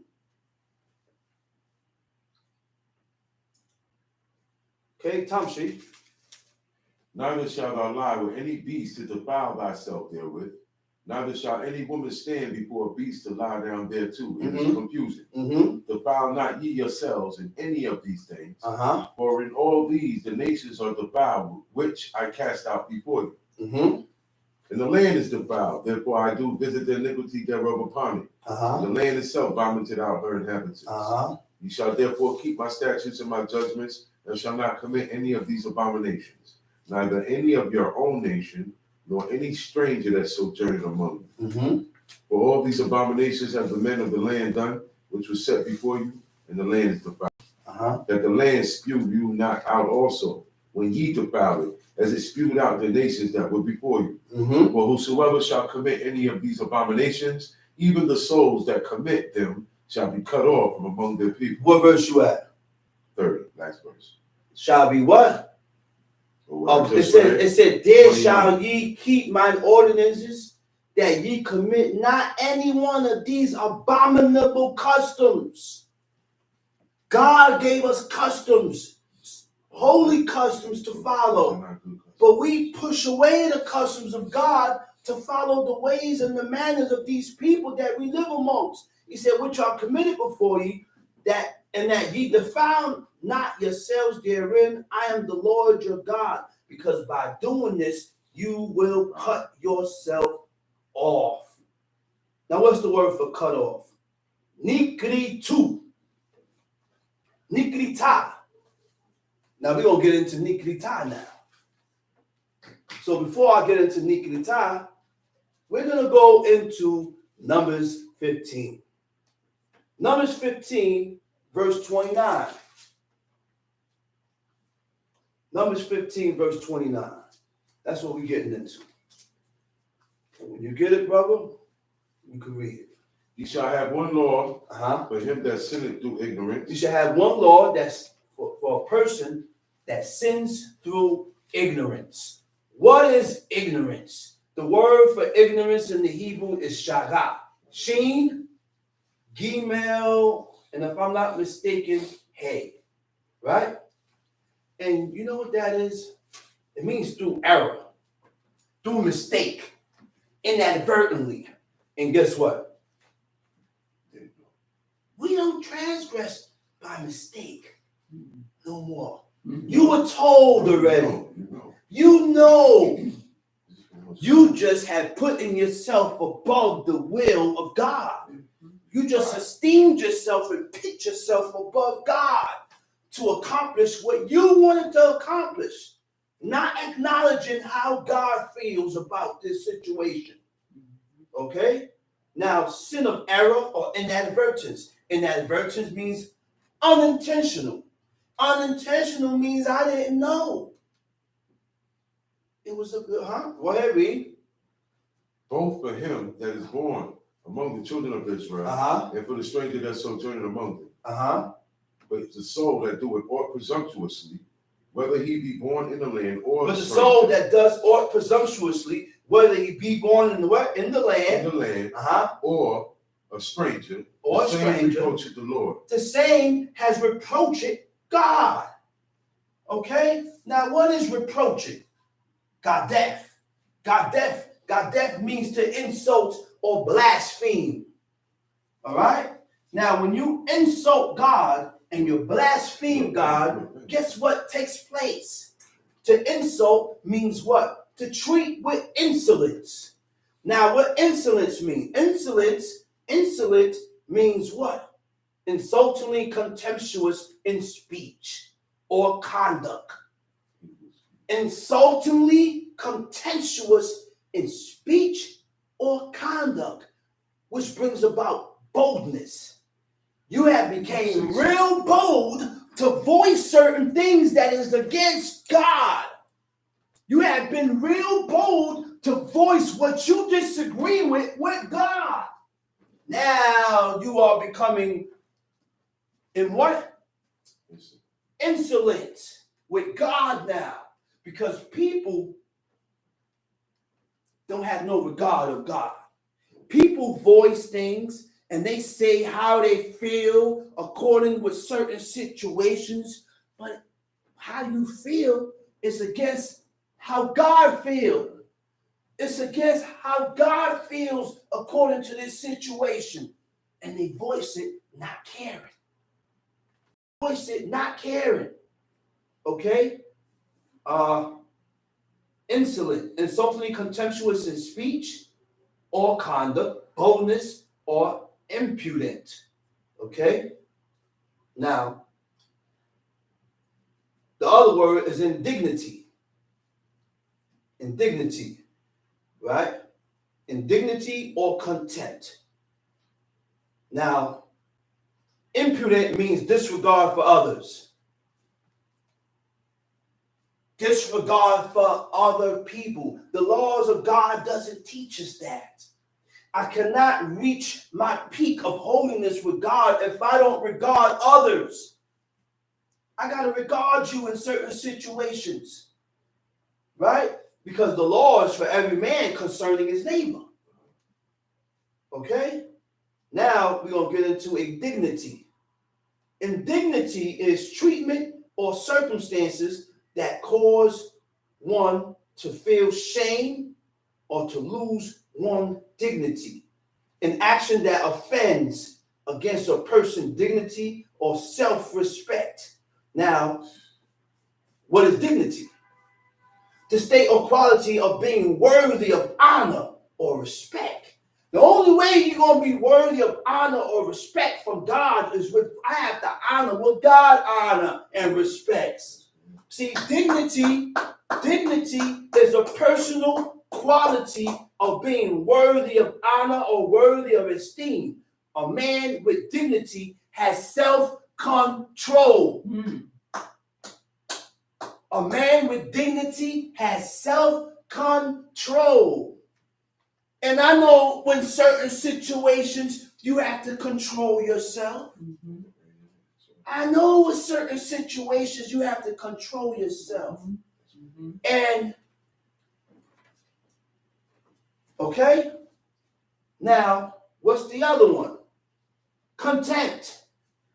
Contempt is the feeling that a person is beneath consideration. You don't consider God. You don't consider nothing.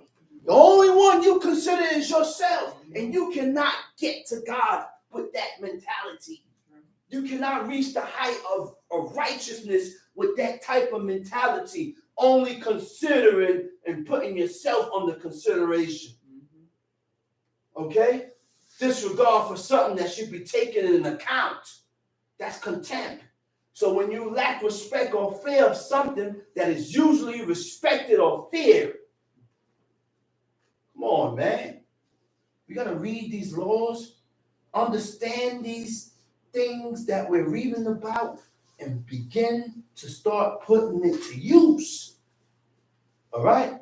Now, the word Gadef means also blaspheme.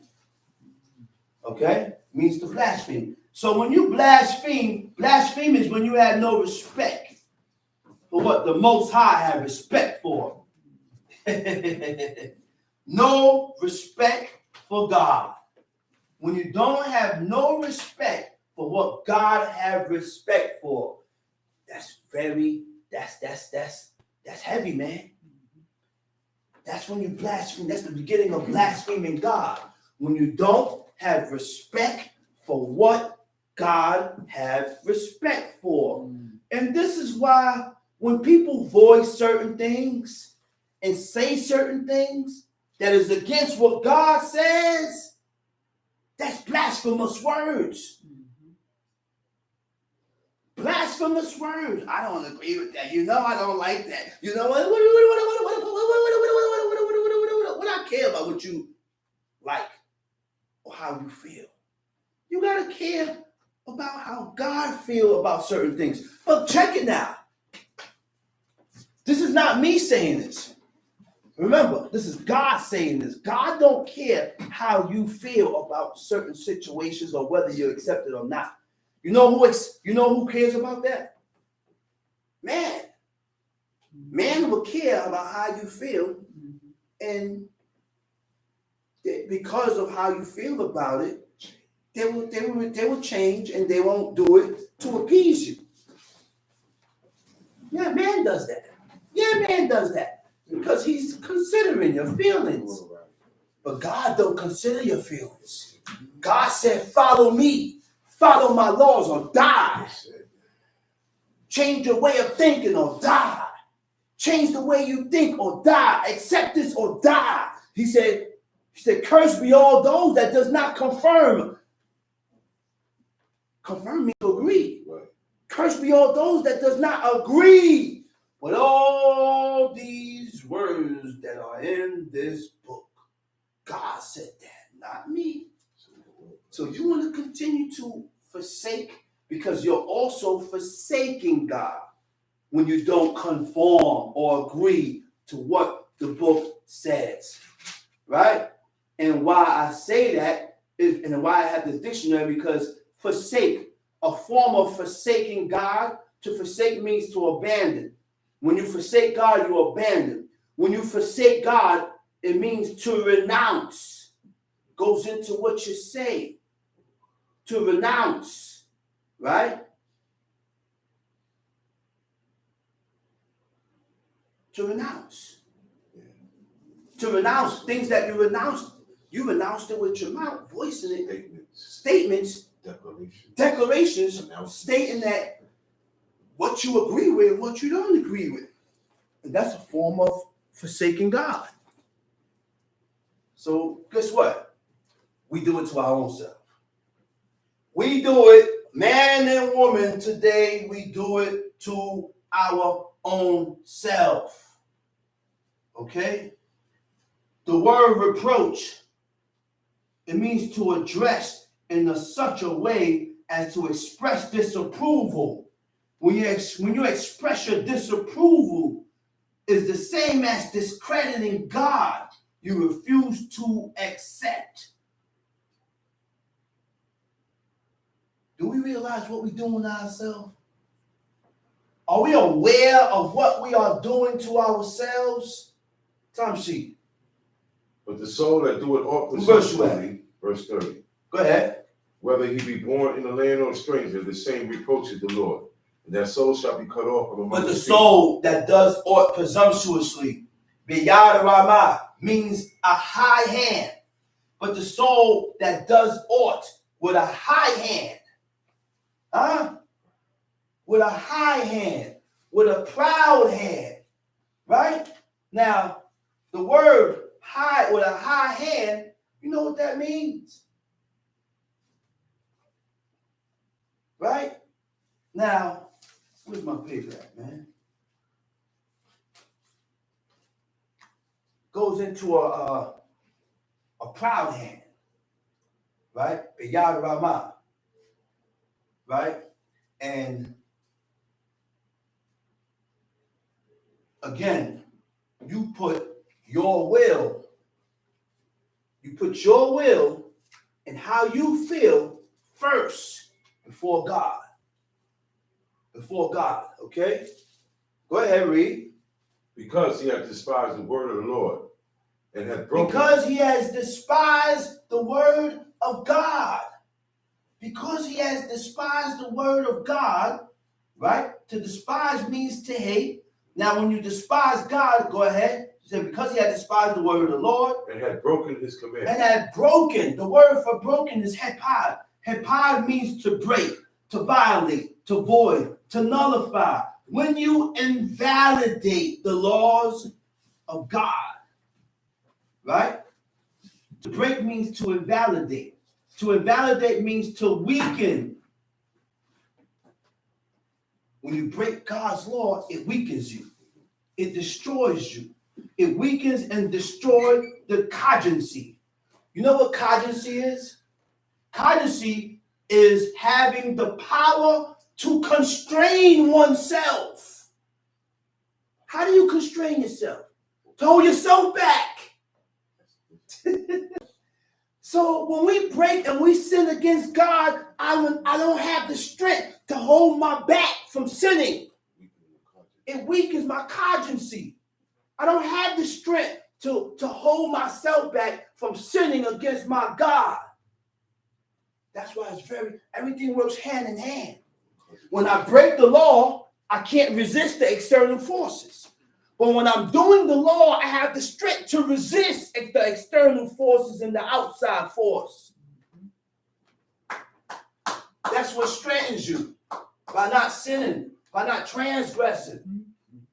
Okay?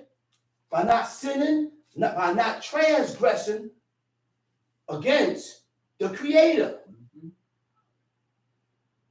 Tom Sheet. And have broken his commandment, thy soul shall utterly be cut off. To break, to violate, to nullify. To nullify means to be without. To violate, when you violate, it means to disregard, to profane, to desecrate. To disregard means you have no regard for God. To disregard means to pay no attention to not to be attentive. Not to be attentive. At all times, we must be attentive to what is lawful and right by God. There's no excuse. And while you are not attentive to the word of God and the laws and his commandment is because we transgress. So I'm not going to be attentive to what's good to me. You understand? What's good to me. When you disregard God, it means to neglect. It also means to overlook. You overlook it. Yeah, I know it's wrong, but I just overlooked it and I didn't pay it no mind. I overlooked it. It's of no importance to you. That's why you overlook certain things. That's why we overlook these things, because it's not important to us. Time, see? And while the children of Israel were in the wilderness. And while the children of Israel were in the wilderness. Okay? They're in the wilderness. Now, we're going to hold that right there. I'm going to go into something else. Now, a high hand.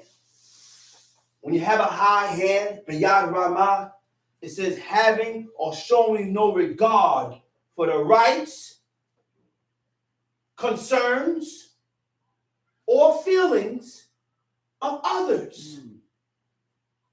You do things of your own accord. And if I have regard for the rights and concerns or the feelings of others, that will restrict me from doing this to this person, whether he's an Israelite or not. Not because you're an Israelite or a Hebrew, I will regard all. I'm not going to do this to you because I regard you in this manner. So I'm not going to do this to you. Why? Because I don't like it done to me. So I regard others. You will only see a person that regard others don't have self-esteem. A person that regard other people do not have self-esteem. Because you're not going to think about yourself. I'm already thinking about how this person feels. So I'll come to you and apologize and say, yo, if I made you feel in any type of way, I'm going to apologize. And I say that to say this. I was on the job. I told my woman too. But I was on the job. So it's coffee time. So I pulled my coffee out. There was a bucket there with some dirty gloves on top of it. I didn't know who bucket it was, who gloves it was. So I took the gloves, put it to the side. Took the bucket and sat in the sun because it's cold. So I sat in the sun, ate my coffee. So this dude called me, why my gloves on the floor? That's my bucket. I said, oh damn. I said, I didn't know it was your bucket, man. I didn't even know that was your glove. So he stormed off and walked off and sat on the steel. I went to him. After coffee, I went to him. I said, yo, my bad, bro. I said, I didn't know those was your gloves. I didn't know it was your bucket. I didn't know none of that. He said, what you doing? I said, well, calm down. Easy. I'm apologizing to you. I humbled myself. Don't take it that I'm soft, because I humbled myself. And I left it. Next thing while I'm working, my partner comes to me. He said, yo, I gotta let you know something, man. He said, yo, this dude talking about violating you. My attendance went out. I said, ding, ding, ding, what? You talking my language, nigga. What you, what? He said, yo, don't say nothing, man. Don't say nothing. I said, looked at him. He said, man, he talking about when he go down, he gonna go to my lunchbox and dump everything on the ground. I went right to him. Walked by, looked at him. He got a stern face. I said, what's wrong? I said, you all right? I said, you all right? I said, you still mad about what happened? I said, didn't I apologize to you? I'm throwing all your shit up. I said, don't do that. I said, don't do that. I said, don't do that, white boy. I said, don't, that's right. I said in my word. I said, don't do that, white boy. I said, because I'm going to take these boots off and I'm going to put my sneakers on. I said, don't take this 5'6" for granted. I hit hard. I kick like a mule, bro. I said, don't play with me. You throw my stuff in the ground, I'm going to lay you out. And people take their you're humble, and you're trying to be humble and kind for weakness. So do that. Because now you're going to see the other side of me. But people take their humble and your kindness for weakness. And that's when you don't have a high hand. That's why it brought me back there. Because you're having or showing regard for the rights of others, concern of others, and how a person feels. So because I'm concerned of how you feel and your concerns and your right, it will refrain me from doing this. I will not do this. I will not move in this manner because I don't want to offend you. And this is concerning God. These are the ways. These are the ways of God. Having or showing regard for the rights and the concerns and the feelings of God. How God feels. What is God concerning? What God concernments? Huh? What are the rights that God has set forth so that I don't offend my God? Now, the definition of high hand, it also means arbitrary or overbearing. Right? Arbitrary is when you act without thought. When you move without thinking of what is fair or done without evidence. Done without evidence. You know, we have people that move in accordance and you don't have no evidence about what you talking about. Now you done made up something, man. This guy, he hates this one or he don't like this one. What are you talking about, man? His actions doesn't show that. He said, done without evidence means your thoughts went off. Overbearing. Unpleasantly or arrogantly, domineering, asserting your will over another in an arrogant way. And my only will is the will to serve God. That's it. That's the only thing that counts. Right? And that's when you have a high hand. Okay? Say, but Yahweh Rahman, high hand. Okay, now,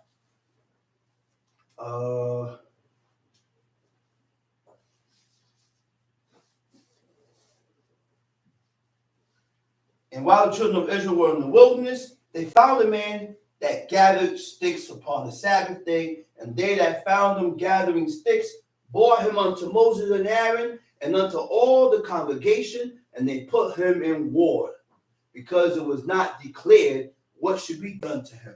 Why was he put in ward? Why was he put in ward? Because he got caught gathering. He didn't start a fire. No fire was started. None of that was done. He got caught gathering. So the work, the action of what he was doing is what got him, what had him at fault, because he gathered. Okay? Now, gather sticks upon the Sabbath day, and they that found him gathering sticks brought him and put him in the room. They put him in the waters were done. And the Lord said unto Moses, the man shall be surely be put to death. All the congregation shall stone him with stones without the camp, and all the congregation brought him without the camp, and stoned him with stones, and he died, as the Lord commanded Moses. And the Lord spake unto Moses, saying, speak unto the children of Israel, and bid them that they make them fringes in the borders of their garment. Now the word for borders is zizit ha-kanaf. Zizit is fringes. Kanaf is the corners. Fringes upon the corners. But you have a lot of people that's claiming to be Israel that I see with fringes, but they ain't got no split. They don't have no corners. Look, they're afraid to cut their sweaters. They're afraid to cut their shirts because it costs too much. It said, this shall be unto you for a fringe, that you may look upon it and remember all the commandments of the Lord and do them. And that ye seek not after your own heart and your own eyes. He said, don't seek after your own heart.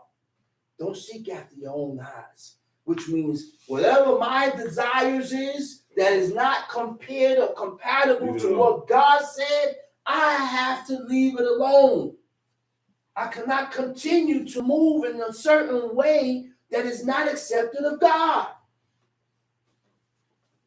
All right, so now let's chop that and let's go to let's go to Leviticus. Boom. Let's go to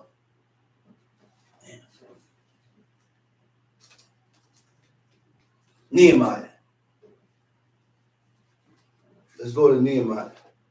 Nehemiah chapter 13. We're going to learn when Nehemiah began the Sabbath. When the Sabbath began. When Nehemiah shut those gates. When was the right and correct time that everything should be shut down? Because people think you sitting around here and you making things up. You coming up this with your own. No, whatever I mention in voice, it comes out the book. All right? So now let's go to Nehemiah 13. On that day, they read in the book of Moses in the audience of the people. On that day, they read in the book of Moses in the audience of the people. You know how many years this came about after Exodus? When they came out of Egypt and they still had the book of the law up until this day. We are towards the end. They're in a captivity. Huh? That's right. So they still, like I said, only two people had the book. Was the high priest and the king. Go ahead, read. And therein was found written that the Ammonite and the Moabite should not come into the congregation of God forever. Now, why God said the Ammonite and the Moabite cannot come into who? The congregation of God forever. Moab and Ammon were the sons of Lot. Lot had two sons, Moab and Ammon, right? And God said they cannot, he is not accepting these two people, these two nations, into the congregation of God. Why? Because they met not the children of Israel with bread and with water. Because they didn't meet or welcome the children of Israel with bread and with water. When the nation of Israel left Egypt, they went to Moab, they went to Ammon, right, and to cut through their land to get to Jerusalem, but they didn't allow no passage. They didn't allow them, and because they didn't allow the children of Israel to walk through their land, guess what happened now? God said he can't accept them. See, we dealing with a God. If you don't accept my people, I can't accept you. How you want me to accept you, but you don't accept what comes from me? See, and that's a godly trait. People come and want to accept you, deal with you, but then won't accept what comes from you or what's close to you. And that's not right. So go ahead. So now what happened now? But now, remember now, we were supposed to destroy and wipe out these nations. Wipe out Moab and Ammon. So now, I say that to say this. Now, there was a Moabitess woman named Ruth. And she was accepted of God. Mm-hmm. She was a Moabite woman. Mm-hmm. So now what happened now? Now you start to think and say, wow, there were certain men and women within those nations that was accepted of God, like Uriah the Hittite. So now what? God makes exceptions for those that make exceptions for his laws.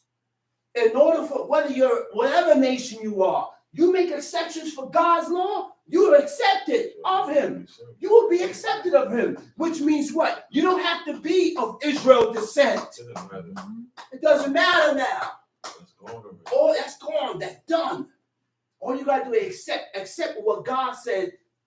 Accept what the things that God accepts, and you'll be accepted of him. Go ahead, read. But hired Balaam against him. Now Balaam was a warlock. Balaam was a dude that did witchcraft. Balaam was a soothsayer. Balaam was a dude that'll read your palm, and a lot of women does that.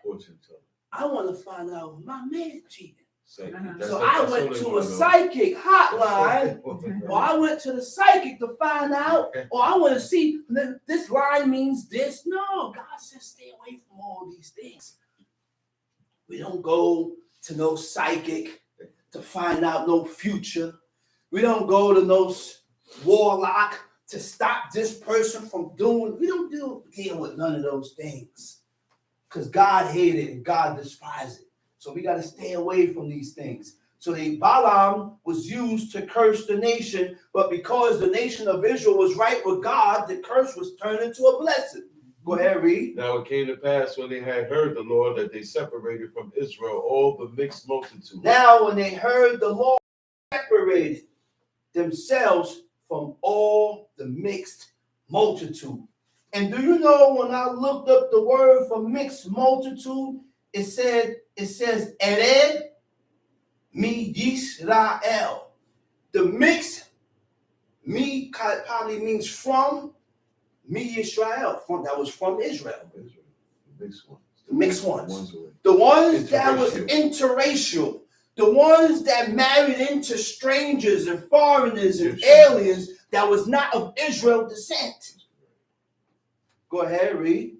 And before this, Eliashib, the priest, having the oversight of the chamber of the house of our God, was allied unto Tobiah.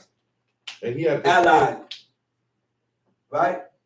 The word allied, it says quado. Quado means personal relations. Your kin, family, relatives. Read. And having the oversight of the chamber. And he had prepared for him a great chamber. A great chamber. Where aforetime they laid the meat offering. The word meat offering, everywhere where you read the word meat offering, it means a minka. It's a minka, right? And minka means what? An offering, right? It's anyways, where they laid the offering. The frankincense. Okay, now this is why I don't burn frankincense in my house, because frankincense and incense was burnt during sacrifices. Only burnt during sacrifices. They didn't burn that in their houses. They didn't burn that in any place wheresoever they so choose. The frankincense was only burnt by the priest, by the high priest during sacrifices and offerings. Tamshi. And the vessels and the tithes of the corn, the new wine and the oil, which was commanded to be given to the Levites and the singers and the porters and the offerings of the priests. But in all this time was not I at Jerusalem. Oh, he already voiced it. He said, listen, I wasn't with it. I wasn't there when all these atrocities was going down, because Nehemiah had to ask leave of the king during that time to leave to go to Jerusalem. And when he left there, this is what he found. This is what was taking place. Tamshi. For in all time was not I at Jerusalem. For in the 32nd year of Artaxerxes, king of Babylon, came I unto the king. And after certain days obtained I leave of the king. And I came to Jerusalem. And I understood of the evil that Eliashib did for Tobiah in preparing for him a chamber in the courts of the house of God. And it grieved me sore. Therefore I cast forth all the household stuff of Tobiah out of the chamber. That's a certain level, man. He said it grieved me sore, which means he felt offended for God. He felt like he was offended. It didn't sit right with him. So he had to do something about it. Go ahead, read. Then I commanded, and they cleansed the chambers. And thither brought I again the vessels of the house of God, with the meat offering and the frankincense. So before they brought in the vessels, the holy vessels of God, they had to cleanse the chamber, because it wasn't holy no more. It was profaned and it was defiled, because strangers and foreigners and aliens was in that temple. And once they got in there and started doing whatever they did, they profaned that. They had everything defiled in it. So the temple had to be cleansed. Read. And then brought I again the vessels of the house of God, with the meat offering and the frankincense. And I perceived that the portions of the Levites had not been given them.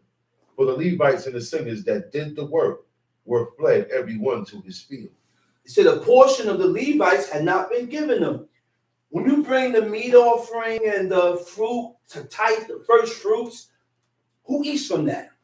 The priests, the high priest, his family. So when people neglected God by not bringing in the tithe and the offerings, the priests couldn't eat. So they had to leave the grounds in the temple to go back to their own fields to work so that they could eat. Go ahead. Then contended I with the rulers and See who he said, contended with? The heads, the rulers. Those are the ones that are in charge. Those are the ones that allowed this to go on. Go ahead, read. So why is the house of God forsaken? And I gathered them together and set them in their place. Then brought all Judah the tithe of the corn and the new wine and the oil unto the treasuries. And I made treasuries over the treasuries. Shelemiah, the Zadok the scribe, and of the Levites Pedaiah. And next to them was Hanan, the son of Zachor, the son of Mattaniah. For they were counted faithful, and their office was to distribute unto their brethren. Remember me, O my God, concerning this, and wipe not out my good deeds that I have done for the house of my God and for the offices thereof. In those days saw I in Judah some treading wine presses. In those days saw I in Judah some treading wine presses. And bringing in sheaves. You know what sheaves? Loads. Bringing in sheaves and lading asses, burdens, and loading up the asses. Now, these things are not to be done during Shabbat, right? So now, treading wine presses, they was making wine on the Sabbath day. Bringing in sheaves, lading asses, as also wine, grapes, figs, and all manner of burdens, which they brought into Jerusalem on the Sabbath day. All that should have been done before the Sabbath. All that should have been done before the Sabbath came in. So what Nehemiah did? And I testified against them in the day wherein they sold victuals. When they sold victuals, There dwelt men of Tyre also therein, which brought fish and all manner of ware, and sold on the Sabbath unto the children of Judah and in Jerusalem. Then I contended with the nobles of Judah and said unto them, what evil thing is this that ye do and profane the Sabbath day? Did not your fathers thus, and did not our God bring all this evil upon us and upon this city?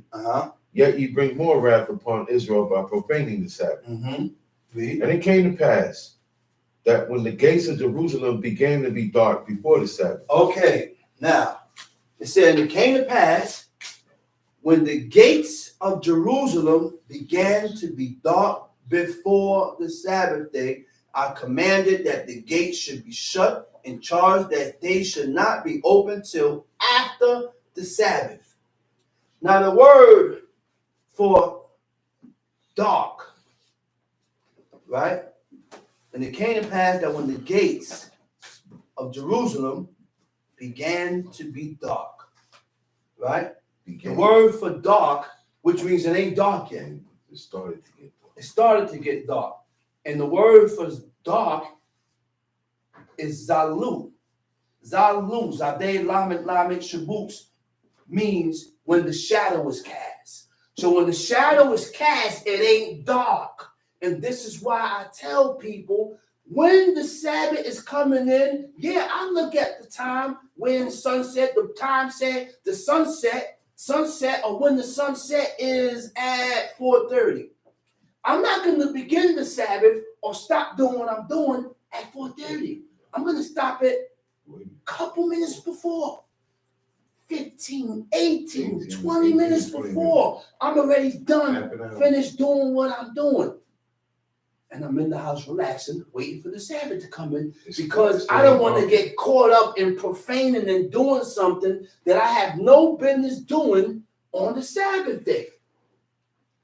Right? Go ahead, read. I commanded that the gate should be shut and charged that they should not be open till after the Sabbath. And some of my servants set I at the gates that there should be no burden be brought in on the Sabbath day. So the merchants and now, mind you, a burden is anything that's carried. It doesn't depict the load, how heavy it is, how light it is. Listen, it doesn't depend what it is. Okay? And why, when in Exodus 20, the only person that wasn't mentioned was the wife. Correct. Because the wife have to do work for the child. The wife carries the child. If the child needs to be changed, the wife changes the child. She does the work for the child, not the husband, not the man. because it'll be charged as work to him, but not to the wife, because she got to care for the child. So it's her duty and her job to hold and nurture the child. At this point in time, during the Sabbath day, men did not deal with that today. Go ahead. And some of my servants, I said at the gates that there should be no burden be brought in on the Sabbath day. No burden be brought in on the Sabbath day. So when you're coming in my house and you got bags and everything and the sun is down, you leaving those bags outside. You ain't coming in here with no bags. The only one that can come in here with bags and things like that is the wife, because it's concerning the child. She got to carry Pampers. She got to carry bottles and milk. That's her job. So I'm not going to tell her to leave her bag out there. She can come in with the bag. Bring it on in. That's why the wife is not mentioned. Only for the work of the baby. Mm-hmm. Only for the work of the baby, though. That's it. Go ahead, read. So the merchants and sellers of all kind of ware lies without Jerusalem once or twice. Then I testified against them and said unto them, why lie ye about the wall? If ye do so again, I will lay hands on you. From that time forth came they no more on the Sabbath. And I commanded the Levites that they should cleanse themselves, and that they should come and keep the gates to sanctify the Sabbath day. Remember me, O my God, concerning this, and spare me according to the greatness of thy mercy. In those days also I saw Jews. In those days also saw I Jews. This is not talking about the regular Jews off of Kingston. Why it says Jews? Because the word for Jews is Yehudim. Yehudim, meaning Judah. Judah was called Jews from the land of Judea. Jew, Judah. It's the same. Instead of calling them Judah, okay, call them Jews. Right. It says, so our Jews that had married wives of Ashdod, Ammon, and Moab. Now, when you look up the word married, the word for married is Hoshib. Hoshib comes from the word Yashab, means to settle, dwell, or live with, inhabit. So I can't live with you if we don't accept, if you are not accepting the fact. You gotta have the same God. We gotta have the same God. That's what it boils down to. We gotta have the same God. We gotta accept the same things for you to be living here. Because I'm gonna be walking one way and you're gonna turn and walk another way. You're gonna disagree. Go ahead. And their children spake half in the speech of Ashdod, and could not speak in the Jews' language, but according to the language of each people. And I contended with them and cursed them and smote certain of them, and plucked off their hair, and made them swear by God, saying, you shall not give your daughters unto their sons, nor take their daughters unto your sons, or for yourselves. Did not Solomon, king of Israel, sin by these things? Did not Solomon, king of Israel, sin by these things? Yeah. By marrying foreign women, and the woman that he married and got with turned his heart away from serving God. Go ahead, read. Yet among many nations was there no king like him. There was no king like Solomon, who was beloved of his God. Who was beloved of God, and God made him king over all Israel. Nevertheless, even him did outlandish woman cause to sin. Tamshi. Shall we then hearken unto you to do all this great evil, to transgress against our God, and marrying strange wives? One of the sons of Joadah, the son of What Eliashib. makes you strange? See, right now, today, we don't know what descent or where you come from right now, because we're all mingled. So the only way you can determine who a person is by the way the person lives. How the person lives, what he stand by, what's the standards that he stand by. So by that, I can say, well, okay. Because God said, my people shall hear my voice, a stranger will not follow. So that's what makes you strange, when you're living in a strange way. The way that you're living is not outside of God's law, you're strange. Read.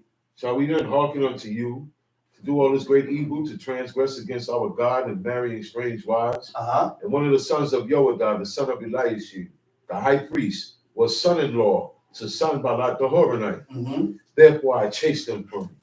Okay, cut that. And let's go to Isaiah chapter 38. Go to Isaiah chapter 38.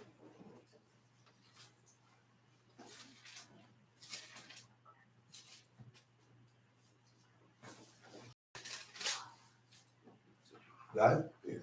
In those days was Hezekiah sick unto death. Isaiah the prophet, the son of Amos, came unto him and said unto him, Isaiah the prophet, the son of Amos, came to him. What he told him? Thus saith the Lord, set thine house in order. Set thine house in order. When you set your house in order, you give commands, you give charges, you give orders. And these orders and these commands and charges are set in the house, not to break. Go ahead, read. But thou shalt die. He said, you're going to die. And not live. And you ain't going to live. Read. Then Hezekiah turned his face toward the wall and prayed unto the Lord. So now Hezekiah turned his face towards the wall and prayed to God. Go ahead.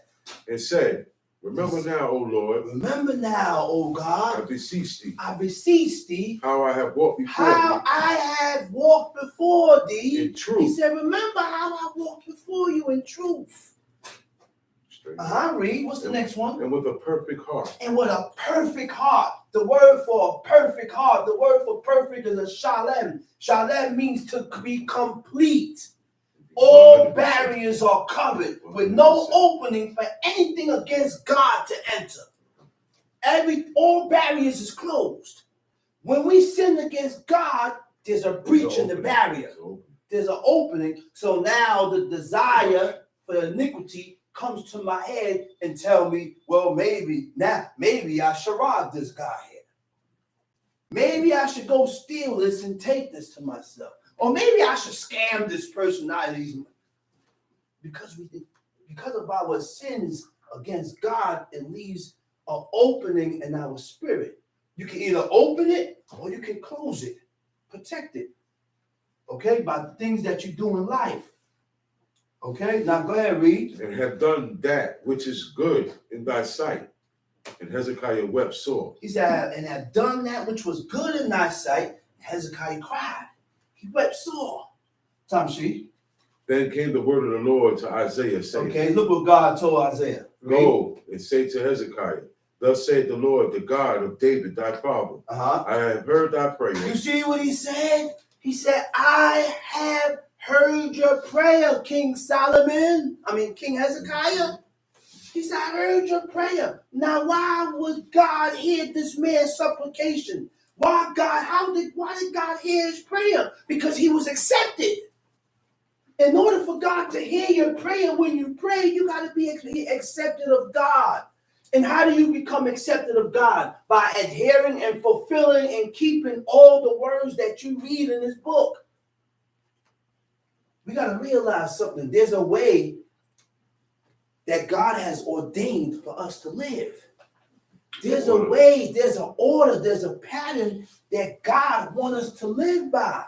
And when we don't live by this order that the Most High has set forth, we anger him. He gets angry. We anger him, man.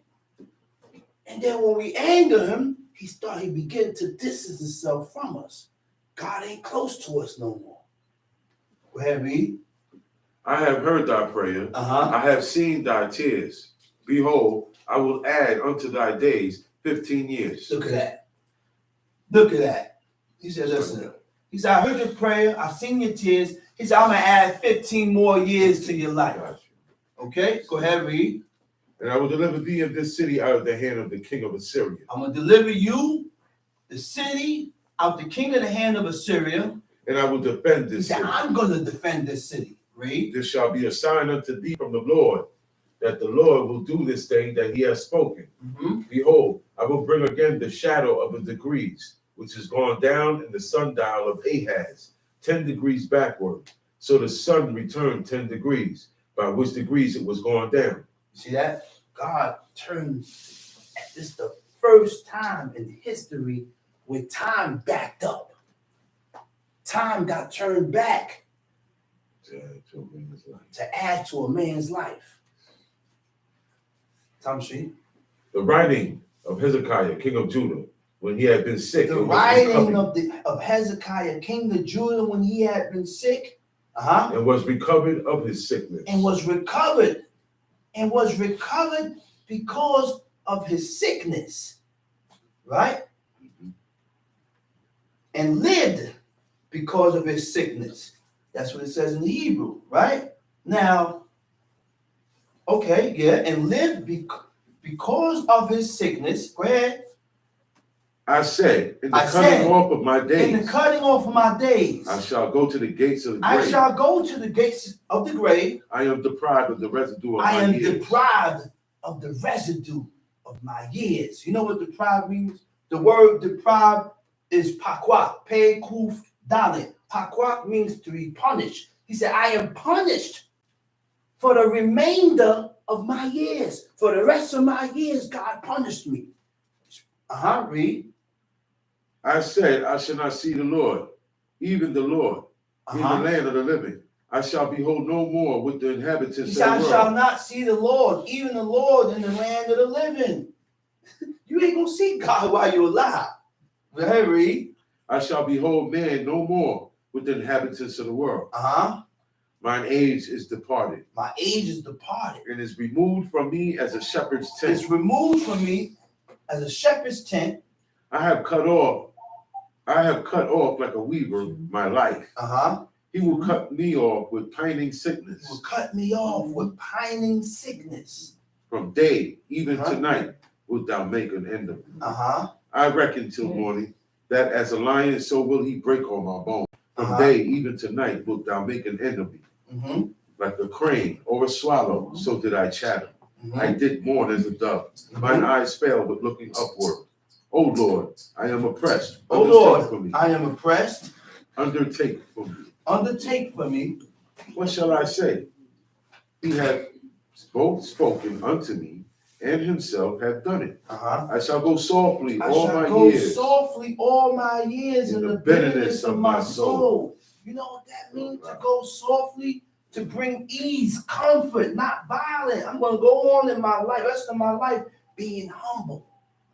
Because when you're sorrowful for your sins, or you feel sorry for the things that you've done that is against God, I can't be boisterous. You're wrong.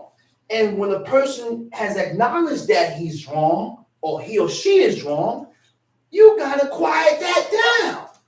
You ever saw a person wrong and they still loud and crazy? You're wrong.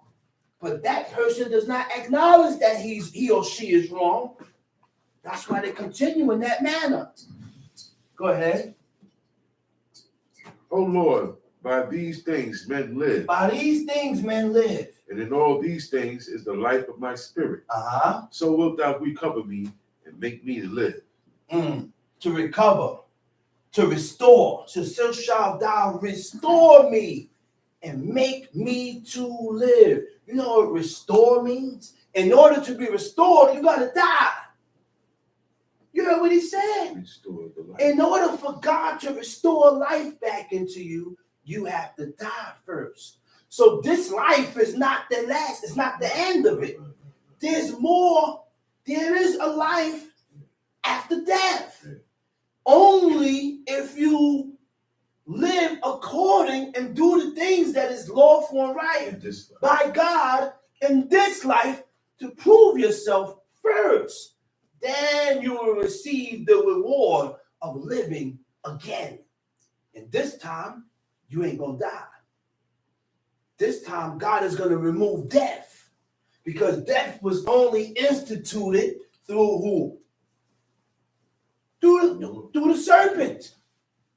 Why I said the serpent? Because the serpent went to the wife, went to Eve, and he beguiled her. He tricked her into eating the tree of knowledge of good and evil. That tree that God told her not to eat. She went and ate it, and because of that, now we all must die. And that's why mankind, womankind dies. Go ahead, read. Behold, for peace I had great bitterness, but thou hast in love to my soul. Behold, for peace I had great bitterness. For peace, I had great bitterness, read. But thou hast in love to my soul delivered from the pit of corruption. He said, I had great bitterness, right? Now, he said, I had great bitterness, but thou hast in love to my soul. The word love don't mean love. In Hebrew, it says kashak, het, shin, kuf. It means to be attached. All right? I had great bitterness, but thou hast been attached to my soul. You know who he talking to? He talking to God. He went to God and said, oh Lord, he said, thou art attached to my soul. He said, and you delivered my soul from the pit of corruption. He said, thou art attached to my soul that is without corruption. He said, and from corruption I am without. So in order for God to be attached to you or to your spirit, we have to be without corruption. What corrupts us? When you start to begin to change things from out the ordinary. What is out the ordinary? Things that God has set up, and you flip it and change it. Or go along with the opposite. Tom, see? But thou hast in love to my soul delivered it from the pit of corruption. But thou hast cast all my sins behind my back. For the grave cannot praise thee. Death cannot celebrate thee. For the grave cannot praise thee. The grave cannot give you thanks. Death cannot celebrate thee. They that go down into the pit cannot hope for thy truth. The living, he shall praise thee, as I do this day. The father to the children shall make known thy truth. The Lord was ready to save me. Therefore, we will sing my songs to the stringed instruments all the days of our life in the house of the Lord. For Isaiah had said, let them take a lump of figs and lay it for a plaster upon the boil, and he shall recover.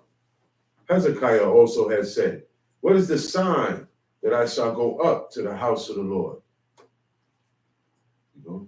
Cut that. And I'm going to go into one more thing to give you strength. Something to give you strength. A couple minutes. This is called, I'm going to go into 2 Maccabees chapter 7. Right? This is about a woman and her sons. A woman and her 7 sons. The woman name is Hannah. Right? She had 7 sons. Her husband died. She stayed without her husband and remained to herself and just stayed with her husband, with her sons. Chapter 7, 2 Maccabees.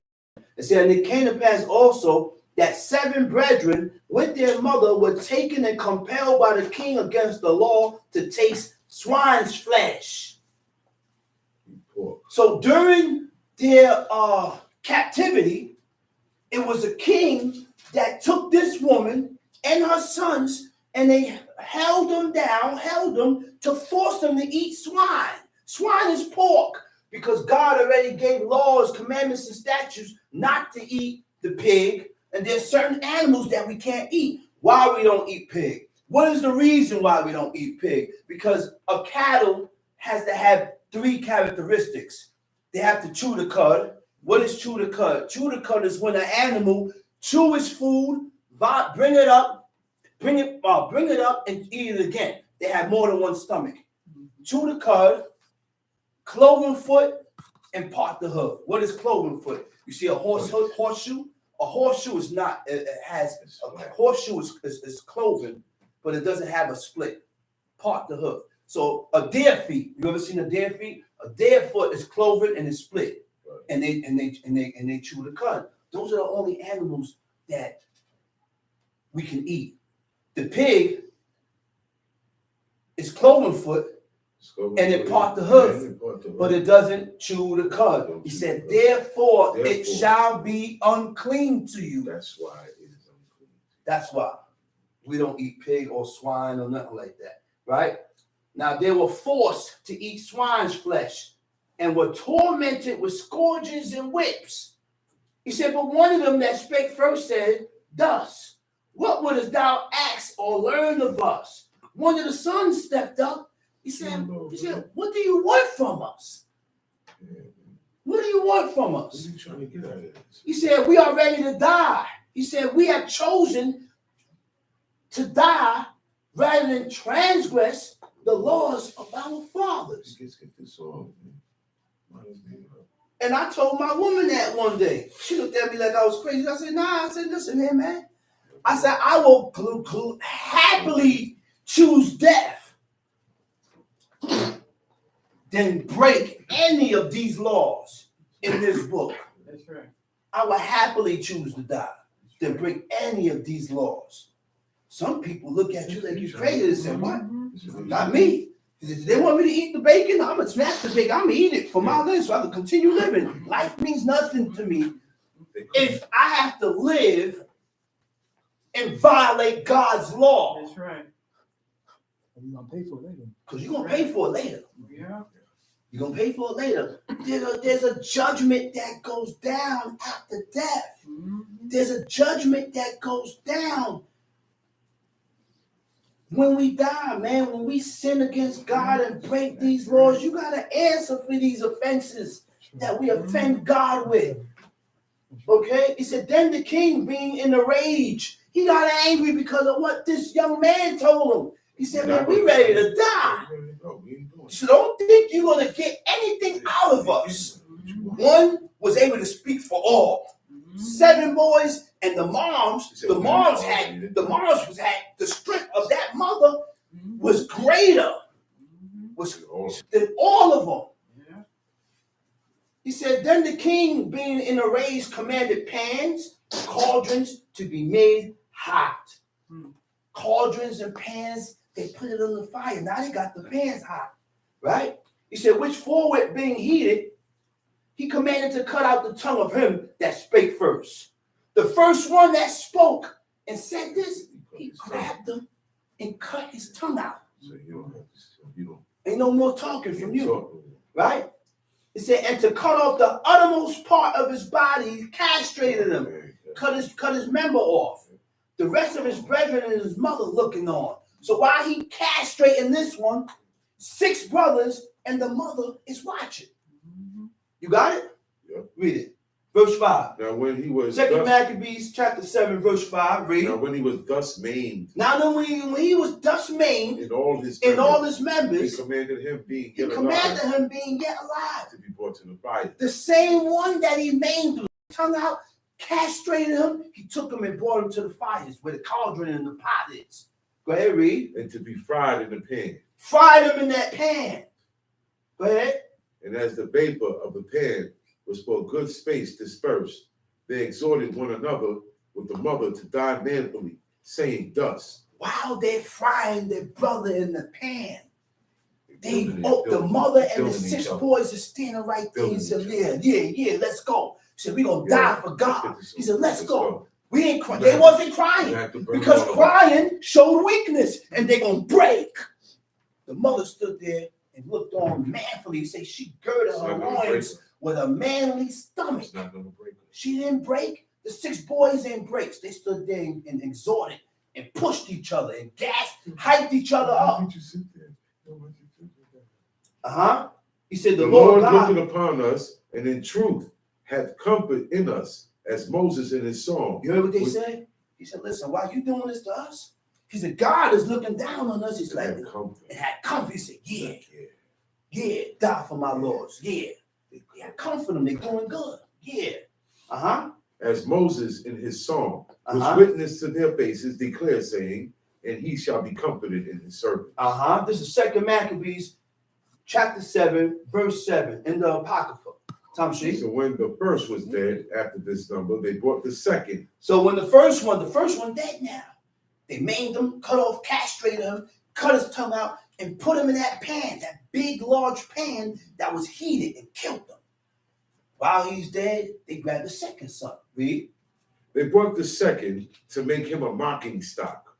And when they had pulled off the skin of his head with the hair. It says, so in the first, he said, make him a mocking. When they pulled off the skin of his head, you know what they did? They scalped him. They took you take a knife. Scalping is when you take a knife, cut across here, take the skin, and peel everything back. Wow. Oh my gosh. When they did that, go ahead, read. They asked him, wilt thou eat? After they scalped him, then they asked him, man, you gonna eat? Yeah. You gonna eat now? You gonna eat it? What they said? He said, before thou be punished throughout every member of thy body. Tom sheep. But he answered in his own language. He answered in his own language. He said, no. Lo. Wherefore, he also received the next torment in order as the former did. Read. And when he was at the last grasp, he said, his last ear. His last breath. Last breath. What he said?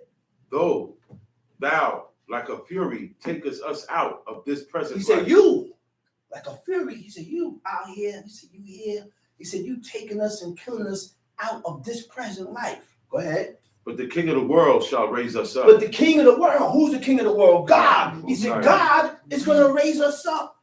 He said, we're going to live again. That's what that means. Read. Who have died for his God cause. will raise you up. God will cause you to live.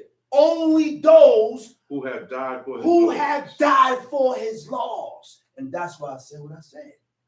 That's why I said what I said. And that's a whole fact. That's an opportunity to come back. That's an opportunity that God will bring you back. But in order to believe that, in order to accept that, what? You gotta, that's it. Go ahead. Unto everlasting life. He said, but the king of the world shall raise us up who have died for his laws unto everlasting life. After him was the third made a mocking stock. And when he was required, he put out his tongue. And that right soon, holding forth his hands manfully. And said courageously. While he took his tongue out, so he put his tongue out. And while he doing that, he held his hand out courageously. And said courageously, I had from heaven. The deeds, God gave me these hands. Read. For his laws, I despise He said, and for his laws, you can take them. Go ahead and cut it off. Go ahead and read. And from him, I hope to receive them again. And from him, from God, I receive them again. He'll come back. Insomuch that the king and they that were with him marveled at the young man's courage. The king and the ones that were with him marveled. They had to respect the young man's courage. Because these guys are not breaking. While they're being tormented and maimed, they still stood there and withheld their strength for God. Go ahead, read. For that he had nothing regarding the pains. Now, when this man was dead also. That he didn't regard the pain. It was like it wasn't happening. He accepted it. And once you accept something, it becomes easy to bear. It don't hurt like that because I don't accepted it. Read. Now, when this man was dead also, they tormented and mangled the fourth in like manner. So when he was ready to die, he said thus, it is good being put to death. When he was ready to die, what he said? He said, it's good being put to death by men to look for hope from God to be raised up again by him. As for thee, thou shalt have no resurrection in life. You ain't going to have no resurrection. You ain't coming back. Read. Afterward, they brought the fifth also and mangled him.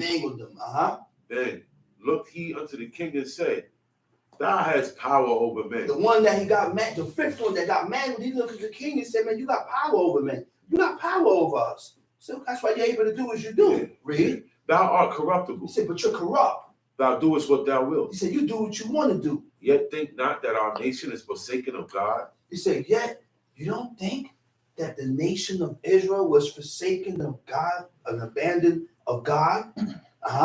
But abide a while. Abide a while. Stay here. And behold his great power. And behold his great power. How he will torment thee and thy seed. How he's going to torment you and your seed, O great king. Read. After him also they brought the six.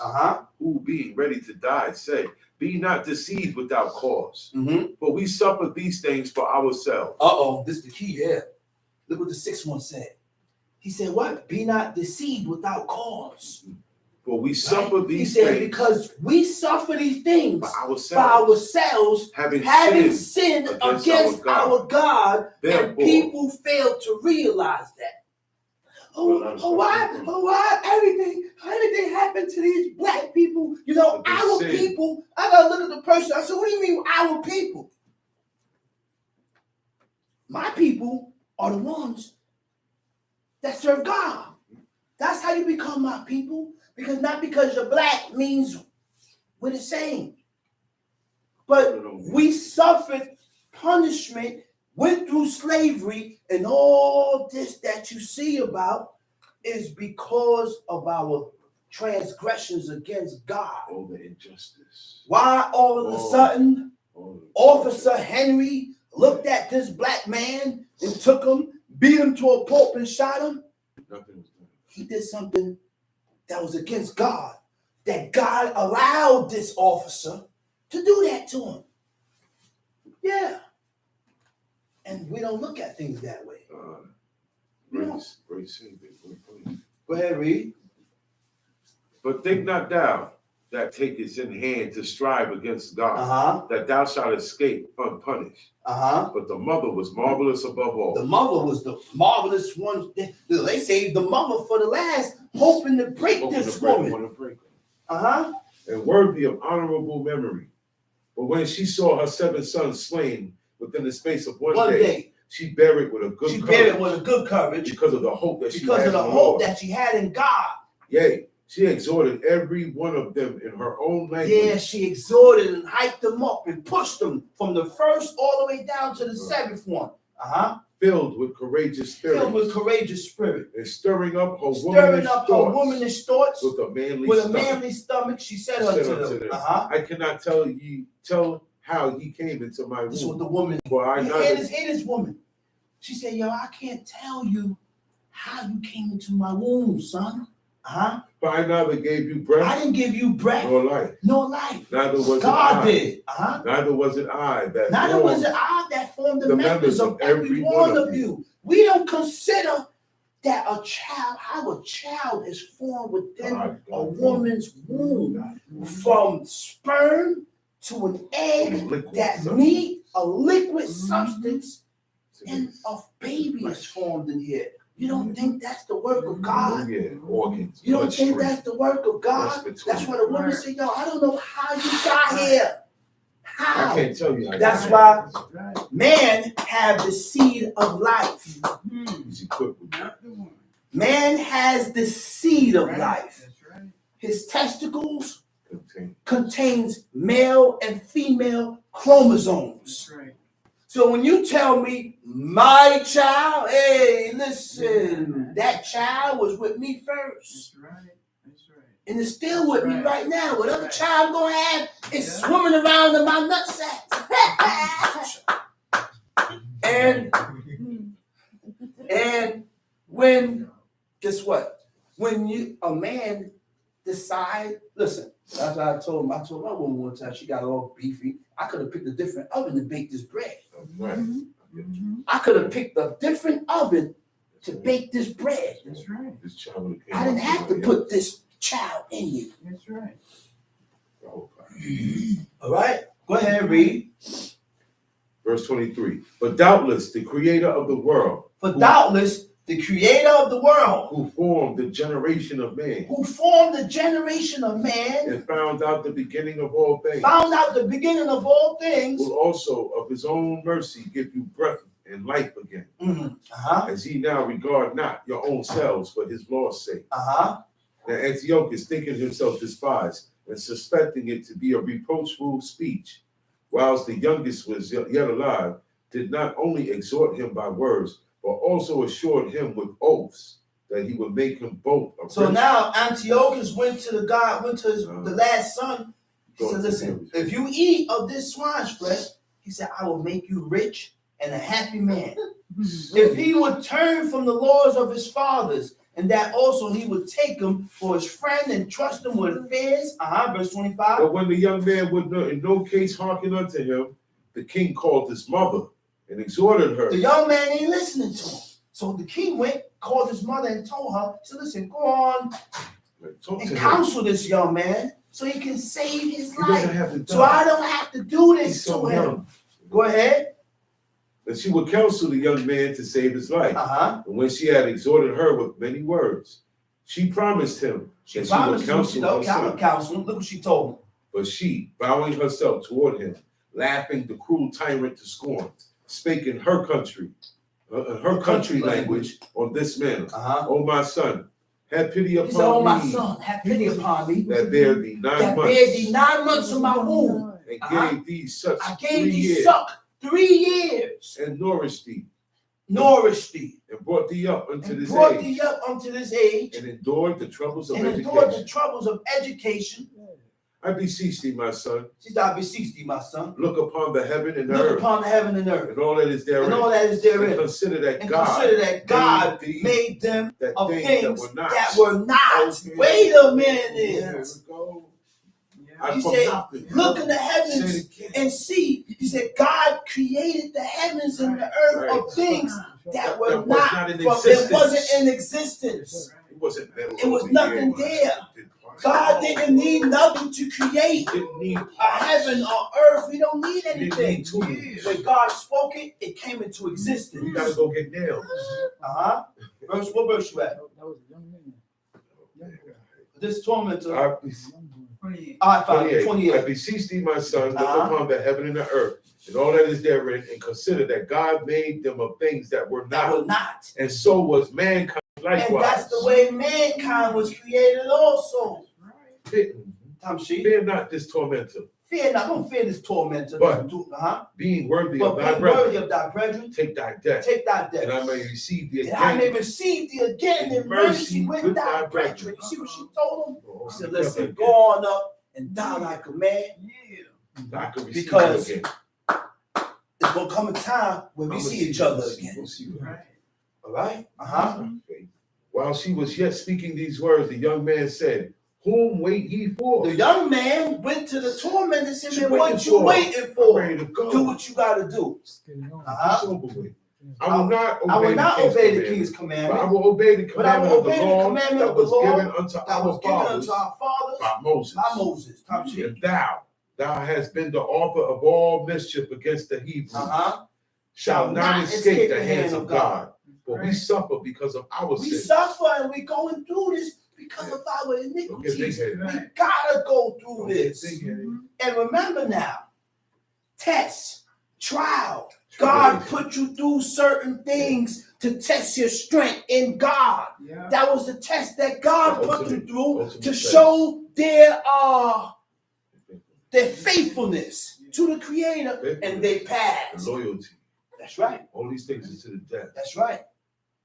And though the living Lord be angry with us a little while for our chastening and correction, yet shall he be at one again with his servants. But thou, O godless man, and of all other most wicked, be not lifted up without a cause, nor puffed up with uncertain hopes, lifting up thy hand against the service of God.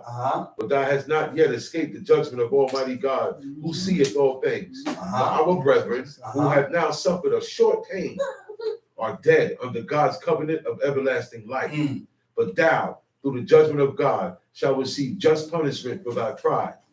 But as for my brethren, but I, as my brethren, offer up my body and life for the laws of our fathers, beseeching God that he will speedily be merciful unto our nation, and that thou, by torments and plagues, mayest confess that he alone is God. That's right. And that in me and my brethren, the wrath of the Almighty, which is justly brought upon our nation, may cease. Then the king, being in a rage, handed him worse than all of the rest, and took it grievously that he was mocked. So this man died undefiled. That's the key. To die undefiled. Never mind, he died in pain. Never mind, he died in pain. Unjustly. Never mind that you die unjustly. Never mind you how you died. Make sure that you died undefiled. The only way to know how to die undefiled is by reading and knowing what defiles you. Teach. Reading and knowing what defiles you. That's why uncleanness is very important. You don't want to die in your uncleanness. That's very important. Very important. Go ahead, read. So this man died undefiled and put his whole trust in the Lord. Last of all, after the sons, the mother died. Let this be enough now to have spoken concerning the idolatrous feast and the extreme torture. Extreme torture. It was feasting while he was doing Yeah, it was making mockery of them. It was feasting. It was feasting and Praising partying, gods. and they snatched them to make fun of, And them boys was to young. mock. Them boys was young. And with Some that, I of them already got what was bought, 20. and I'm gonna say Shabbat Shalom, Shabbat shalom and and I'm gonna call up the next speaker, speaker indeed, Chief Mika Ben Levi.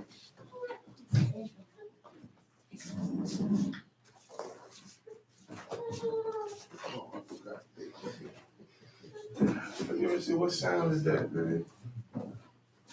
Giving all praises to the God of Abraham, the God of Isaac, the God of Jacob.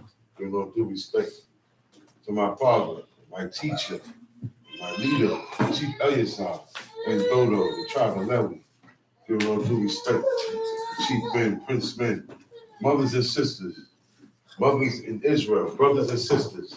I bid you our tongue of all forefathers. Shabbat Shalom. Shabbat Shalom. Mika.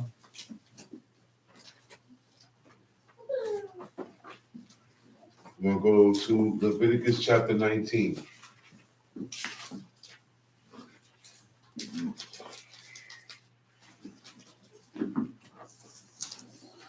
We're reading that. The guy didn't know what they were saying No, because she said she spoke in in her her own own language. language. Mhm. So he's saying, talk to him like, go to him. And she spoke in Hebrew. Right, He didn't understand, right.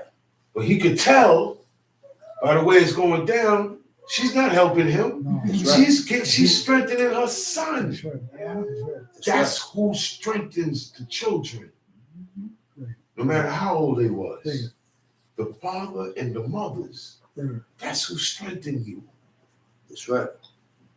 You know what it is when your mother tell you, yo man, go all out?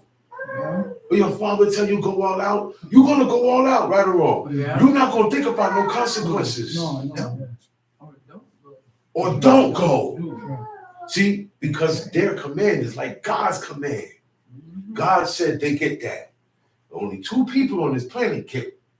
You don't, no. Yeah, you give the honor the old man, this and the third, but it depends. They follow this. Your mother and father is no depend. That doesn't matter. Their life doesn't matter to you. How about that one? Mm-hmm.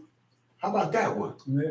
Oh, my mom's, she a drunk. Mind your business, man. Get away from me talking That's like right. that. Get away That's from me That's talking right. like that. That's right. I don't play that. I don't condone it. That's right. Mm-hmm. You know who be saying that? Grown people. Uh-huh. It don't be children. The children love their mommy and their daddy. They eat my abba. They don't look at them and they don't care what. But when they get grown, you get grown all of a sudden now. You know everything. Mm-hmm. Now all of a sudden they can't tell you nothing. But you can tell them. Mm-hmm. Ain't that something? Yeah. Yeah. Ain't that something? Mm-hmm. I want her to listen. I want him to listen to me. But when they telling me something, and all they telling me is for my own good. Mm-hmm. They tell me things. It's not making them feel better. It's not gonna make them get any better No. or get them any younger. Right. It's for you. It's for me. Mm-hmm. And that's the way of the world. There's people that know that, don't have to know that this is a commandment. Honor thy father and thy mother. They do it naturally. Mm-hmm. Perfect example. One cartoon, you got this Chinese guy. He told his daughter, I don't want to speak to you or have no conversation with you until you become a doctor like me. Yeah. So, while they sitting at the table eating breakfast, and she said something to her father, he looked at her and put his newspaper up like I'm serious. It was a joke because he really meant that. Yeah. But that's what's expected. Mm-hmm. Yeah. That's right.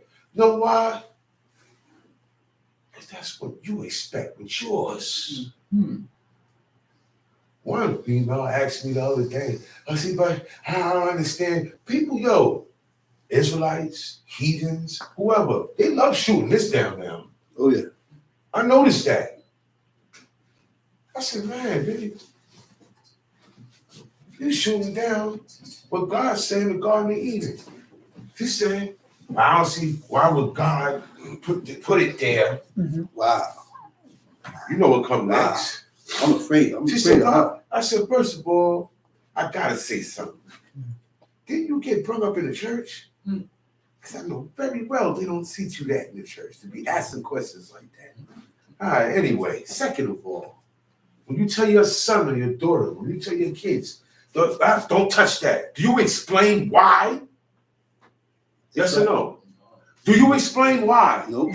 When you tell your children, I don't like you doing that. Good point. Or don't do this. Do you explain why? Good You say, point. well, the reason why Good I don't point. want you to do this, son, or I don't want you. Good Do you point. explain? Do you Good do point. it? Good point. Do you do it? Good point. Good point. She looked at me. She said, you Good know point. what?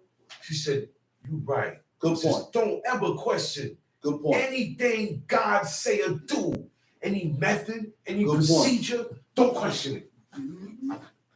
Good She point. said, you know what, you're right. I said, because you just blasphemed when you did that. That's right. Do you join the church? You know what blaspheme is? I said, don't ever do that again. I said, because it wasn't Jake that did that. Right or wrong? She said, no, you're right. It was God. I said, so don't question God. Stop questioning God. Because when you do that, you're going to question these commandments. When you hear it, it will be questioned. Well, why? When you keep coming up with stuff like that, means you don't want to do nothing. You don't want nobody to tell you to do nothing. You have to have some type of guidance with this and rulership over you to show you the way. That's right. That's right. You have to. That's right.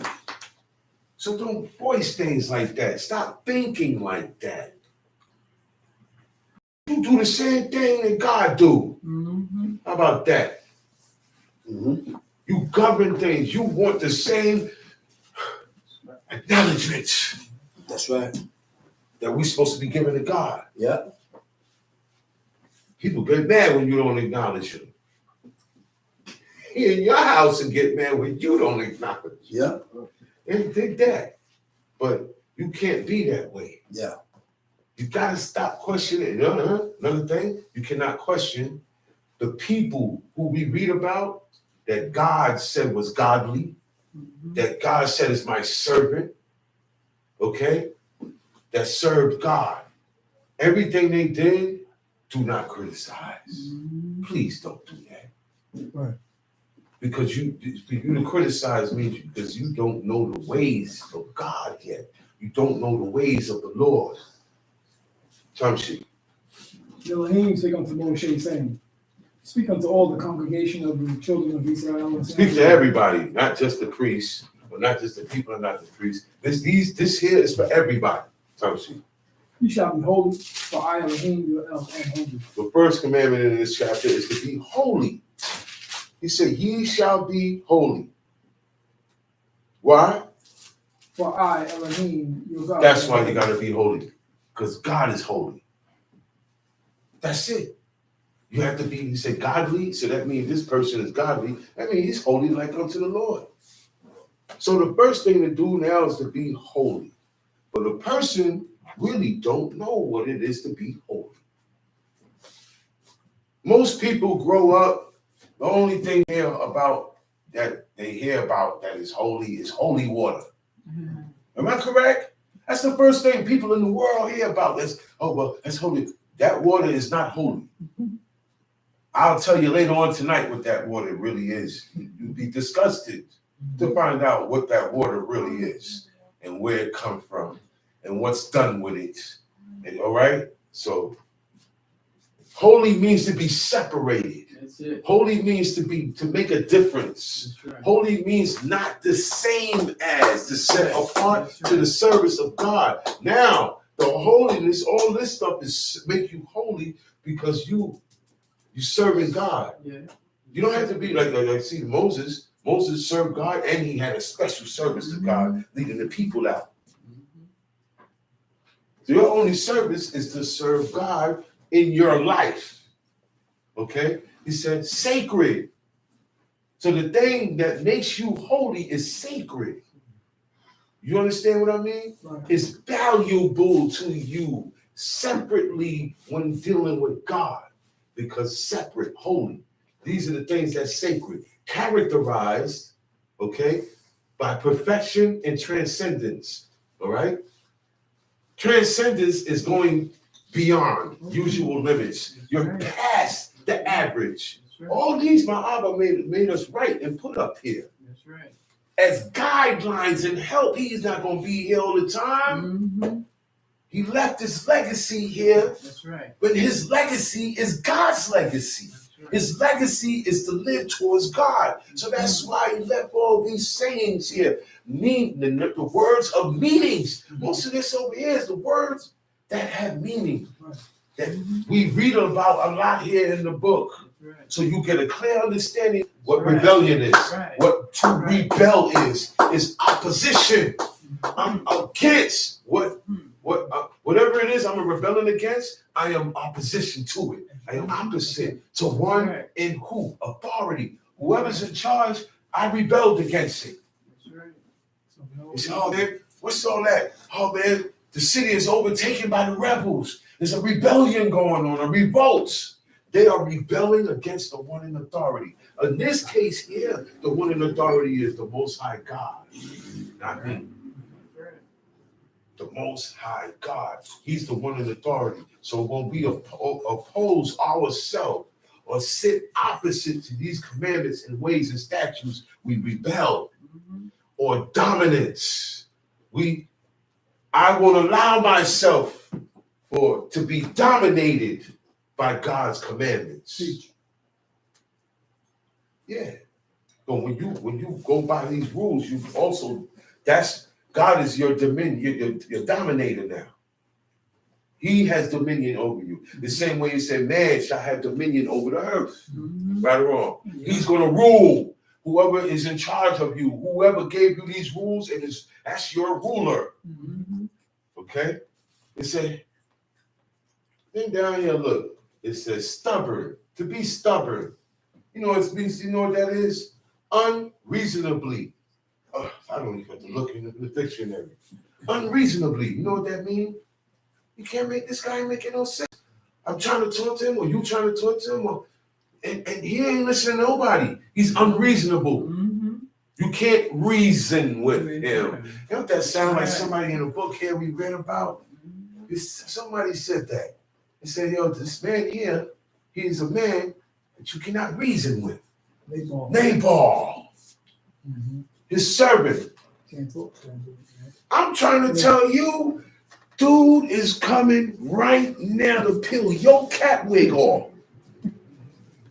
I'm trying to tell you, yo, man, they're coming to kill you. That's like we're in the street right now. Deep left. Yo, I heard that they coming. It's gonna be today. They coming now. They already moved out. They sliding. They sliding. All right? They sliding, they swerving, and they circling. All right? They in traffic. Put it like that. You know what that means. That's what he told them. He didn't want to listen. Because he was like, man, who's that guy? That guy's a nobody. There'd be many people. You know why? Because by that time, you had imposters. I would come and say, I'm you to get in. That's how all went down. It went. There was no trust, no honor no more. Okay? So he said, mad people come around and claim to be this and that, and they not. I'm not going to give up nothing, but he still should have searched the matter out. Because those men came in peace. They came in peace. Like that movie, old movie. I come in peace. There's a movie with aliens. And everybody, oh, there's aliens, shoot them. He killed everybody. Boom. And he said, I come in peace. He didn't come to kill anybody, but strange. Anything that's out of the ordinary, like these laws, like these commandments, people hate automatically. Because the man said it. He said, yo, you king, you doing to us all the stuff that you got against the Hebrews. You got a personal problem against the Hebrews. Why? Well, I heard one guy say, y'all think y'all better than us. We are. Yes, we Sorry. We are. I don't eat what you eat. I don't do nothing what you do. I don't enjoy a lot of the things that you enjoy. What you celebrate, I don't celebrate. I don't believe what you believe. All right? I don't condone things coming in my house. I don't condone things done in my house. Let me keep going. I don't eat blood. I don't eat fat. I don't eat shrimps. I don't eat garbage. I don't eat things that God says garbage is not good. Yeah, I'm better than you. I'm sorry. That's because you said it, not me. I never came and said, hey, I'm better than you. Right. You looked and seen that I don't do certain things that everybody else do. So you said you think you're better. So that means what I'm doing makes me better. Stop playing with words with me. You know it. You know what? It's making you and everybody else look bad. Because I improve, do better. And that's what happens, man. Don't never let nobody come and get at you for serving God. Yeah. Because what they want, for you to serve them? Or serve their God? Let me tell you something. In the spirit world, right? Anybody who tries to get their spirit towards this, there will come immediate opposition in the spirit world. What you call it? The outside, the exterior force, external forces. Physical too. And it goes down to the physical. Once you start doing this, you'll get opportunities, good opportunities. You're gonna get good opportunities. Oh yeah. Yeah. You can't go on vacation. Be on vacation through the Shabbat. No. That's right. I see, but they didn't go on vacation. There was no vacation. They lived their vacation. Long as they did what God said, they lived the vacation. How about that? Because they had their own spills, their own springs, everything, hills, everything. I ain't got to go to no island to impress people in the hood and put it up on Facebook. I went to Dubai. I went to France. We went to Dominican Republic. All these things are the ways of the heathen. If I'm out of town, it's business. On seeing family or something like that. Yeah. That's right. You can't even go on vacation. How about that? How about that? Today's vacation. You ain't working today. Today's a vacation. Yeah, ours is everything with us is different, man. And some things that exist in the heathen world don't exist here at all. Because that's also a difference. We don't have a version of our New Year's or our Christmas. There's no such thing.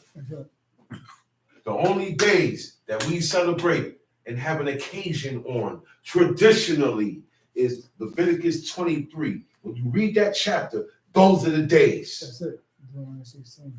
Those are the days. The laws that is written in the book of Moses. It said the book of Moses because God dictated to Moses word for word what to write down. Do you know that? Do you know like the boss calls the secretary in or stenographer and say, I want you to send everything that I say out my mouth, word for word, right there, type it. That's what Moses did. When it say in the beginning, God created the heavens and earth. God is telling Moses that. Moses wrote everything that we're reading from the dictation orally from God himself. That's what he was doing in 40 days and 40 nights up in that mountain. Learning about Abraham, Job, the history, all these things. So you better watch what you question here. Whatever's not here and what we can't find out, God ain't put it there for a reason. It don't matter. We get mixed up enough reading the truth. It don't matter. I'm gonna say it again. Parents don't give their children explanations, do they? Nope. I'm a parent, so do we do that? Nope. You're a parent, brother. Do you do that? I know you how you do it. You got a boy, so I know you gonna be. Come on now. We don't do that. So why we expect God to be any other way? You say, look, man, this is my house. You're gonna do what I say. That's right. Well, this is God's house. This whole thing is God's house. Why we can't do what he say? It's the same principle. It's the same thing, same thing. He says, speak unto them and tell them, ye shall say unto them, ye shall be holy. Now, this is going to sound very selfish, but everybody wants their kind to stay with their kind. Am I right or wrong? Yeah. We call it racism today. But that's not racism. It's not racism. See, because you have exceptions. Was not Ruth the Moabitess an exception? Yeah. Did they treat her with racism? No. That's why I say it again. See? Everybody looking at the new guy that's getting married into one of the daughters of the family, or the new girl that's coming in getting married to this, right? They're looking to see if she has that potential to conform. You understand me? We heard about the word conform. Conform means to agree and adhere myself to, without content, without any contention. Contention means opposition, arguing, or dissatisfaction or disappointment, or expression of disappointment. I can't express my disappointment in nothing I read here. Ain't no such thing. I don't like it. This is not for you. Guess what? A person like that, you're not going to be able to go to the army. Right. You're going to go to the army, you ain't going to get it completed. You're going to do things and you never going to. You know why? Because everything got rules. Even in paganism, there's rules. Even in the church, there's rules. You can't go in the church and do what you want to do in there. They got rules. But people say, and people know the rules, and you ain't got to tell them once or twice. But when people come here, you got to constantly tell them all their lifetime. But guess what? When it's this guy messing up, that same guy, he know it now.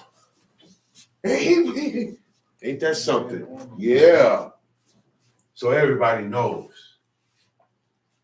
Everybody knows. That's why he said the stranger or the followers of the stranger, because these people don't know. You didn't say the ignorant of Israel. The Israel know. Right. Israel know already. They already knew. From the time they got out and they went to Mount Sinai and got introduced to God. That was the introduction. I am the Lord thy God. Thou shalt not have no other gods before me, man. That was the first thing out the bat. Before we get into anything else, man, I'm God. I am your God. I brought you out of Egypt. That's right. I'm the one that got you out. You owe. You owe, and all your families owe for the rest. So being that, therefore, because this is all part of the promise that I kept to your fathers. That's why I brought you out. So this is the deal. Moses, bring him over here to my mountain. Moses, bring him to the mountain. They go up in there, and while he up in there, in patience. This is part of your strength to keep these commandments. Being patient. Trust and faith too. Back in the days, we used to be on Lincoln Shabbat, right? Before we had any place or anything. We used to sit out there on somebody's stoop, where I read, Ma'awa, his principal, break it down right there. That's before we got in anybody's basement, before anything. Right? We did backyard too. Backyard. And we was in the backyards until we went in the park. Yeah. Remember? Yeah. Mhm. Yeah. The dedication was more solid back then. Yeah. Yeah. Yeah. Yeah. But everybody came out. Mm-hmm. I see by Shabbat, I might make one Shabbat out the month. But I don't miss no Pesachs, no Feast of Unleavened Bread. Yeah. I don't miss none of this. Yeah. I don't miss none of that. I don't miss that one's bat mitzvah, bar mitzvah. I don't miss this one's birthday. I don't miss. You see what I'm saying? But the Shabbat is the number one. Mm-hmm. Is the only holy day. The reason why I say this, yes, the other days God made holy and separated too, for you to party on. Holy convocation. They're separated for you to party on. And the only holy part is when you have your holy convocation, what we doing now. This is what makes that day holy. Now, say this wasn't a Shabbat day, it's Feast of Unleavened Bread, or Feast of Booths, or the Feast of Weeks. We had this here. When we break, we could turn on the TV. We could start lighting stuff. We could cook. On this day, we certain days we're able to cook. Certain days we're going to treat it just like the Shabbat, depending on it, right? But it's mirth that day. After we break today, we still got to control and behave ourselves in the manner of the Shabbat day because it is a serious day. It's a serious day. We can't be not too much of that. Right. That's why we always tell the kids, all right, enough laughing. Hey, sit down. Right. We can teach the kids from young not to run around and mess around. Mm-hmm. That's the discipline. And you grow up with that discipline because it breeds. Yeah, when you grow up with that discipline, you have more rigidness for this day to hold this day. But it's also a behavior that comes with it. That's right. It's a solemn assembly. Solemn means serious. That's right. Solemn does not mean celebrate today. Yeah, and it also is a feast day. That's right. That's why I eat junk food. I eat sugary stuff. I stay away from all week. I eat candy bars today. I eat big meals today. That's my feast. It's the feast. Carrot cake. You know what I'm saying? And that and the way I eat, I don't eat like that during the week. Right or wrong? Right or wrong? There is no Sunday meal, and there's no such thing as Shabbat meal. No. Let's don't put no title to something that God didn't do it. No. This is just the way. That's right. Let's get this clear. This is the way. And I can tell you the way because I was fortunate enough with my siblings to grow in life in this. Because most don't get it by my age. They gone. I don't do that no more. Yo, my name is Mikhail. Oh, Mikhail, so you're Israelite. Yeah, I used to do that. There's no thing about I used to do nothing. I don't see myself doing nothing else. Right. I can't imagine it. I really can't. Just like a person that grew up in the church, you can't get them to come up in here. Okay, I'm the same way. Some people, you ain't breaking them off that idol. Their belief is solid. That's it. That's how they're gonna die, believing that that's God. So that's how I'm dying. That's right. It's nowhere else. I can't join nowhere else. Too far in, too long, too strong. And that's how you got to do it. Yeah. Chief said, find boosters for yourself. The only way to do that is to read. Anything that you read that give you goose pimples and make you, that's your booster for life. Keep that. Read it over again. If you got to read it by yourself, read it over again by yourself. Most of the time, you're going to be by yourself. Most of the time, you're going to be by yourself. That's when you bethink yourself. That's when you read. That's when you dig in. That's when you start to seek out and say, okay, now I got to get this stuff right. This is how I got to stop doing this. I have to stop doing this. I got to get this out my house. Oh, man, listen, attention everybody that live in the house. No more this. No more that. because it's against these commandments in here. That is a image or a representation of an image that's idol. That's right. All that gotta go. That's right. Clean house. It's called an abomination. Clean house. An abomination is something done, something said, something worn, something made, okay? Or a day to be observed that God don't like. He hates it. That's what an abomination. It can also be an act. It can also be a sexual act. Certain sexual acts are an abomination towards God because it is a worship, okay, to pagan gods. You'd be surprised. That's why God gave Leviticus 18 its laws of sexuality. You can't lie down with this guy. You can't do this. You can't be a whore. You can't be a whoremonger. You gotta marry him. Blah, blah, blah, blah. You have to marry her. You can't lie down with your aunt and your uncle. And all these things is how the world is living. Yeah, that's how the Canaanites was living. He said, because the people that's here before you, the Canaanites, that's how they got down. They come, he said, for the people who were here in this land before you, they committed all these abominations. Therefore, I command you, O Israel, do not defile yourself with the abominations of the Canaanites. He did explain a lot of stuff. Okay? Later on, he said, yo, listen, man. Because, sir, he said, listen, man. Y'all don't even know what's happening with y'all. Okay? You already messed up at the mountain. And I was gonna burn you. And if it wasn't for Moses, you stumping away like I'm about to shoot you, and he could have been like, no, you get in the way. That's what Moses did. Moses got in the way. So I ain't gonna shoot because I don't want to hit Moses. I want to shoot you. But I can't because you in the way. You know I've done that myself. I've done that. Dude, draw, whoa, wait a minute, I'm right in the middle. Nah, man. I'm like, nah, what y'all gonna do? Kill each other? Look, and they're gonna kill each other. But they not doing nothing as long as I stand in the way. If I move, they're gonna do it. But what's stopping these two or this one? Me. They don't want to do it to me. Say, nah, man, get out the way, man. Move, man. I'm always in the middle. That's what Moses did.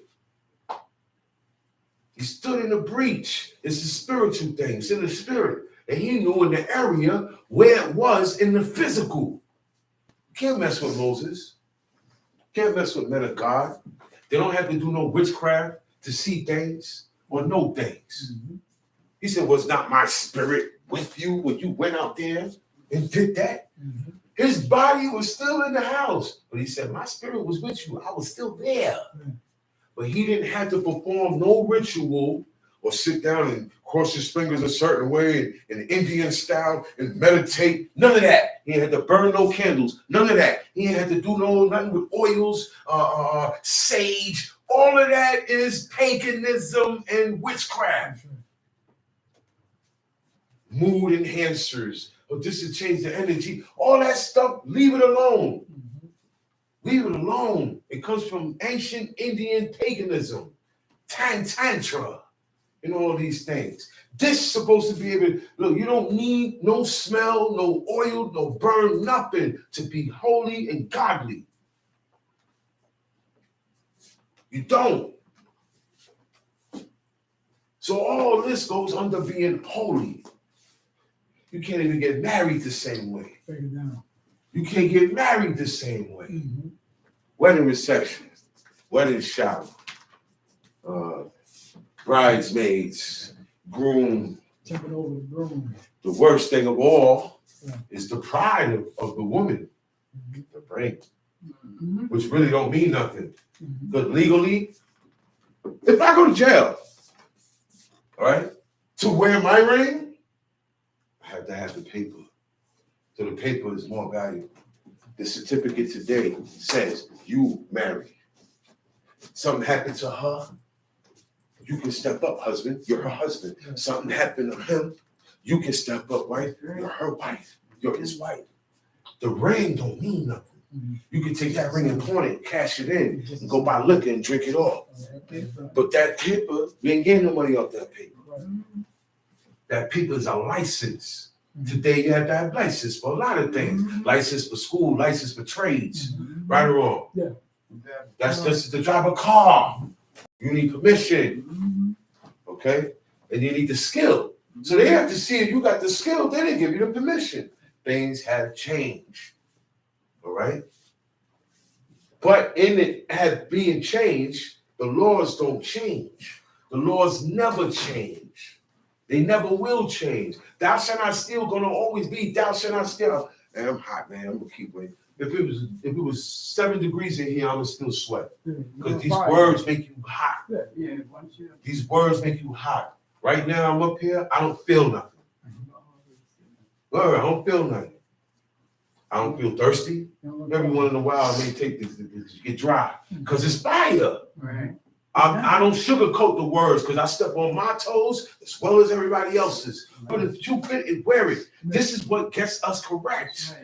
Rehearsing, reading, hearing this stuff over and over, saying it to yourself. This is what okay, you're not violating it, but keep hearing. It's going to keep you not violating. It's going to keep you on a good path because you hear this every day, or it's around you every day. Or make it that you make it your surrounding every day. So now you can hearken, which means to listen with the intent to do. Right. All right? That's what hearken means. Give respectful attention, to give heed to. Giving heed to means, okay, I'm going to carry that out. That's the order. Yeah. I'm carrying that out. Whatever he told me to hearken, he said, hearken. Hearken, O you sons of okay. Okay, that's for us to listen and to do. And that brings in the ultimate one, discipline. I can't give it to you, you can't give it to me. Everybody got it. Whether you exercise it or not, and how much you want to exercise your discipline is on you. Discipline means you keep yourself corrected. That's all. I don't even have to read that. You keep yourself correct. Correct to what? Correct to the rules of God. So he's disciplined in the laws of God. Meaning, he don't bend or break them. Okay? He said, ye shall fear. Now, we're going to tell you the first step. He said, ye shall be holy because I'm holy. But we don't know how to be holy, God. Okay, first step, ye shall fear every man, his mother, and his father. And keep my Sabbaths. Those two you got to have covered. Mother and father, your parents, and the Sabbaths. You got to fear them. You got to fear your parents. People today don't do that. And people say the Sabbath is not Saturday. So they can't even keep the Sabbath because they got the wrong day. Israelites say that the Sabbath is Wednesday and Monday because the Jewish calendar is wrong. You're not going to make a calendar, brother. I know that book back. Right. You're not going to make a calendar. You know what it's... You need access, first of all, to world organizations of agriculture, of a whole bunch of stuff in order to get a calendar, and you're not going to get as accurate as them. No. Yeah, they tweaked and they changed certain things, but the Saturday is still Saturday. The seventh day is still seventh day. All right? It's still the same day. They took the title and put it on a different day. Nothing changed. Nothing changed. First day, second day, because they didn't name. The days was not named. The only day that had a name was the Shabbat. He said, well, this seventh day here, day 7 is called the Shabbat, the sabbatical, the 7th, the day of rest from work, the day that I want all of you guys to rest from work because I didn't create nothing else on the Sabbath. That's why. That's all.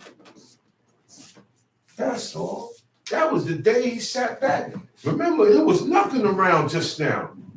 And 7 days later, he got stuff jumping. His trees, the sun, got wind pushing, birds is flying. He sat back and he looked at it. He said, yo, this day here is a commemorated day. A day to remember. A memorial is something to memorize, to remember. Okay, that's why he said, remember the Shabbat day to keep it holy. Because he wants you to remember it, because he made the day holy. So there's rules that go according to the day because of what God did not do on the Shabbat. Nothing was created on the seventh day. He just sat back and enjoyed his creation. He said everything he made, he said it was good. He said it was good. He ain't nothing. You know, you writing, I'm writing a rhyme. I'm not, this ain't right, this way. Trash. God don't do that. I'm just letting y'all know. Whatever he created, whatever God creates is good. It's never going to have no defect in it. We put the defect in it. Yeah. God made man, he was good, he was perfect. He said God made man upright. He didn't make him have evil in him. He didn't, why would he do that? Why would I make a being, create a being that's going to turn against me? We did that. We instilled that. Okay? He said, fear every man his mother and his father, and keep my Sabbaths. I'm the Lord. Now that you got that, now you got to get that down pat. Now the next one. Turn ye not unto idols. You know what an idol is? Anything that I bow and pray to and call my God. You know why? Because you can't put God, you can't put the Most High on a shelf or on a picture or on the wall, right? But all the other things that you do with and put rings, earrings, chains, anything, right? That's an idol. Now, idol is a deity that is worshipped as a god, but it's not. Okay? And there are procedures and methods and the type of worship and celebration and days to come together and a whole dress code and everything that called religion. That's what it's called. Right. All right? And it's geared towards this particular idol or this particular idol. Okay? So when you follow the people who serve these idols, you turn to the idol. You understand that? Yeah. And you follow the people who worship these idols, you're following the idol. Because that's the rules of this. This bottle is my idol now. Somebody got to make up rules for it because the bottle is not a live thing. It's not sentient. It has no understanding. They can't talk.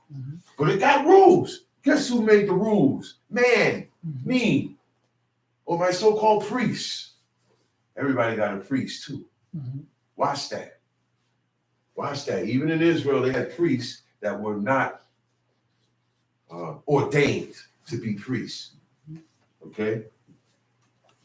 So that's how you turn to idols. He said, nor make to yourselves molten gods. Back then, you made your idol. You made your statutes. You made your God. You didn't go to the store and buy it. Everybody had their own. The gods of every family was the ancestors of the family. The ancestors of your family is your grandmother, your great-grandmother, your great-great-uncle, the great-great. You understand? Your lineage, where you come from.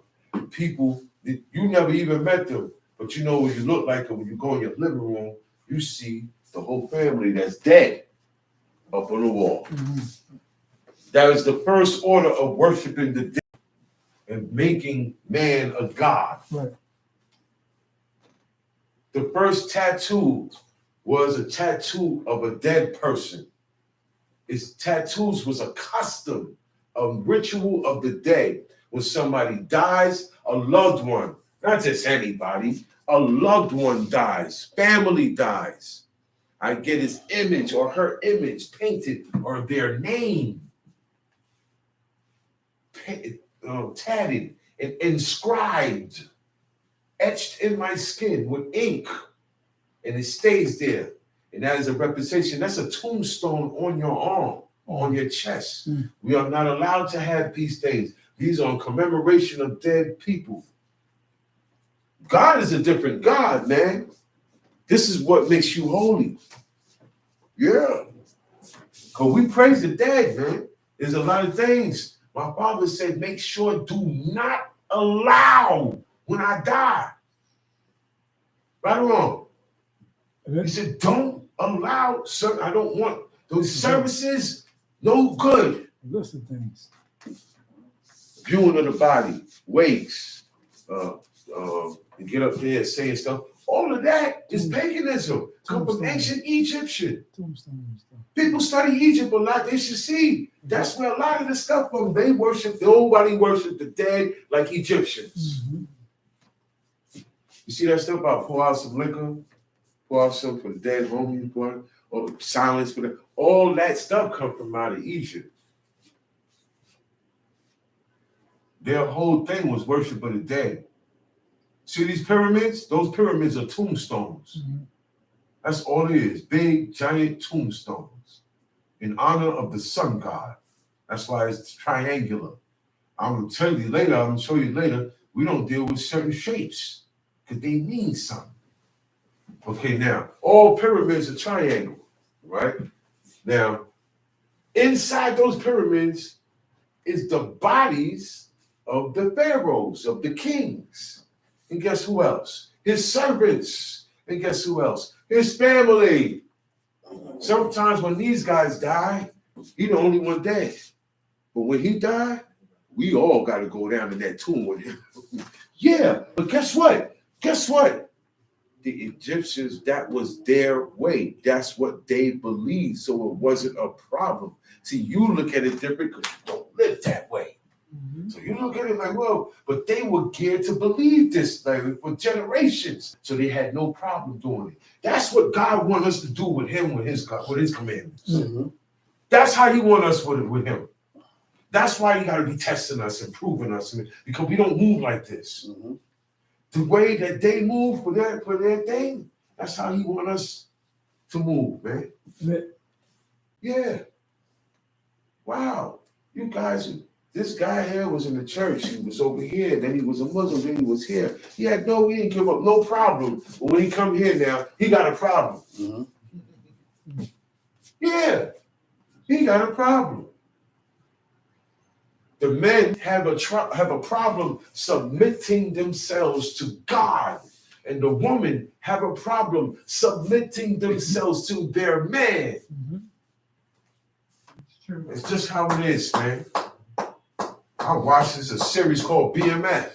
2 weeks ago, I'm watching it. Snoop is the pastor. He looked at the woman. He said, hey. She said, oh, Pastor, I got to talk to you. Me and my husband, we're having problems and this, that, and the third. And he looked at her. He said, well, sister, because look, he looked at her like, you ain't supposed to be coming to me with that type of stuff. You're supposed to be coming to me with questions about what we do here. But that personal stuff there, he said, look, man, seems like, sister, you need to humble yourself to your husband. You know what she said? She said, now, so she came to the pastor, right? Like, hey, whatever counsel he gonna give, she didn't like that counsel. Okay? She said, Pastor, I don't think I could bring myself to do that. He said, well, then you better pray, sister. And you walked away from her. Then he walked away from her. But that's just to show you, because even in the New Testament, there's parts of the New Testament that say for a woman, if she has a question, she wait until she's with her man, and she asks him. If he don't know, he'll go find out. I don't see them doing that. It's a charade. It's a fraud. That's what religion is. It's a little bit of the good stuff. The good stuff is here in the Old Testament, in the first 5, the laws of God. They take a little bit. Everybody take a little bit of this and do their own thing with it. So that makes it valid. And then they got money to go with it. They got nice big churches and big places and big temples. So it seems like they're doing the right thing, but no, it's not how it goes. This God is a different God. What you think is good with him is not good with him. And what you think is bad with him, he's like, no, that's good. As long as the man provide, he can have more than one woman. What is the problem?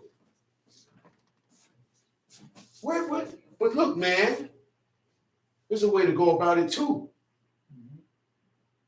There's a way to go about it. Don't be vain. Don't be vain. Because most of us have it in them. You know, I just like one. That's not how it goes. Because you're going to have children. You bringing up that. Jacob had more than one, but those were his wives. You feel me? He covered them. Before now, today, you don't get a wife like back then. Most of the women you get, they're on their own. They don't been through relationships and everything, right or wrong. The man too. Because back then, you're dealing with virgins. I'm telling you the truth. Back then, when you hear maids, you hear all these things, they were virgins. The men were virgins, the women were virgins. There's not picking on no gender. Right. Because the men only had sex until they were married. One man I read, he said, man, I only know one woman in my life. My wife. Before he got with her, he didn't do nothing. And he got his wife after that. Yo, not everybody want more than one. That's right. Some guys did it and said, yo, man, one man said, that's too much money. Not the way it's coming out now. It's too much money. One is a lot. Because you have to provide. What this man said earlier, I have to provide. God told me I got to sweat. And I got to put the bill because that's how I'm going to be able to rule. That's right. That's how. So I can't be no couch potato. I got to have something going on. I got to have an undercover hustle or both or something.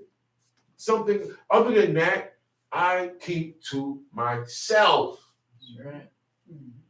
Yo, man, you with her? Nah, man, that's my friend. No, it's for real. It's hard for people to believe that when I tell them that. Because that's not how I used to be. That's not how I used to be. You have to change your surroundings. You have to change a lot of things in order for you to change.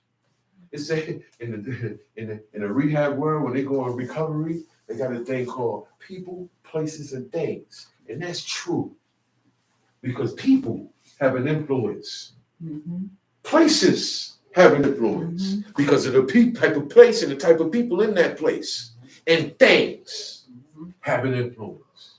So you have to watch these things. You have to watch the places you go. And you have to watch the people. Watch the people. Watch everybody. In order for you to stay on this correct path. So all of this now, I turn unto idols. When I do all these things I just mentioned, because that's what the people do. Okay? Today, do you know how to make a statue? Okay, now. They did. They knew how to make statues of bronze, gold. I don't know either. They made a mold first, then they cast it, and they made sure it's foolproof. They got to take the gold or the silver or the brass, whatever metal that's being melted, pour it in there, and then when it get hard, you open up the casing, you got you a statue. Like today, you got guys sit there and take a block, and they take a little shaving pen. It's called a shaving pen, and they whittle, and they carve. We can't carve nothing. Okay? Who's coming with Markwells? The Shalom Mark. You got staffs. Markwell means staff. Rod, right?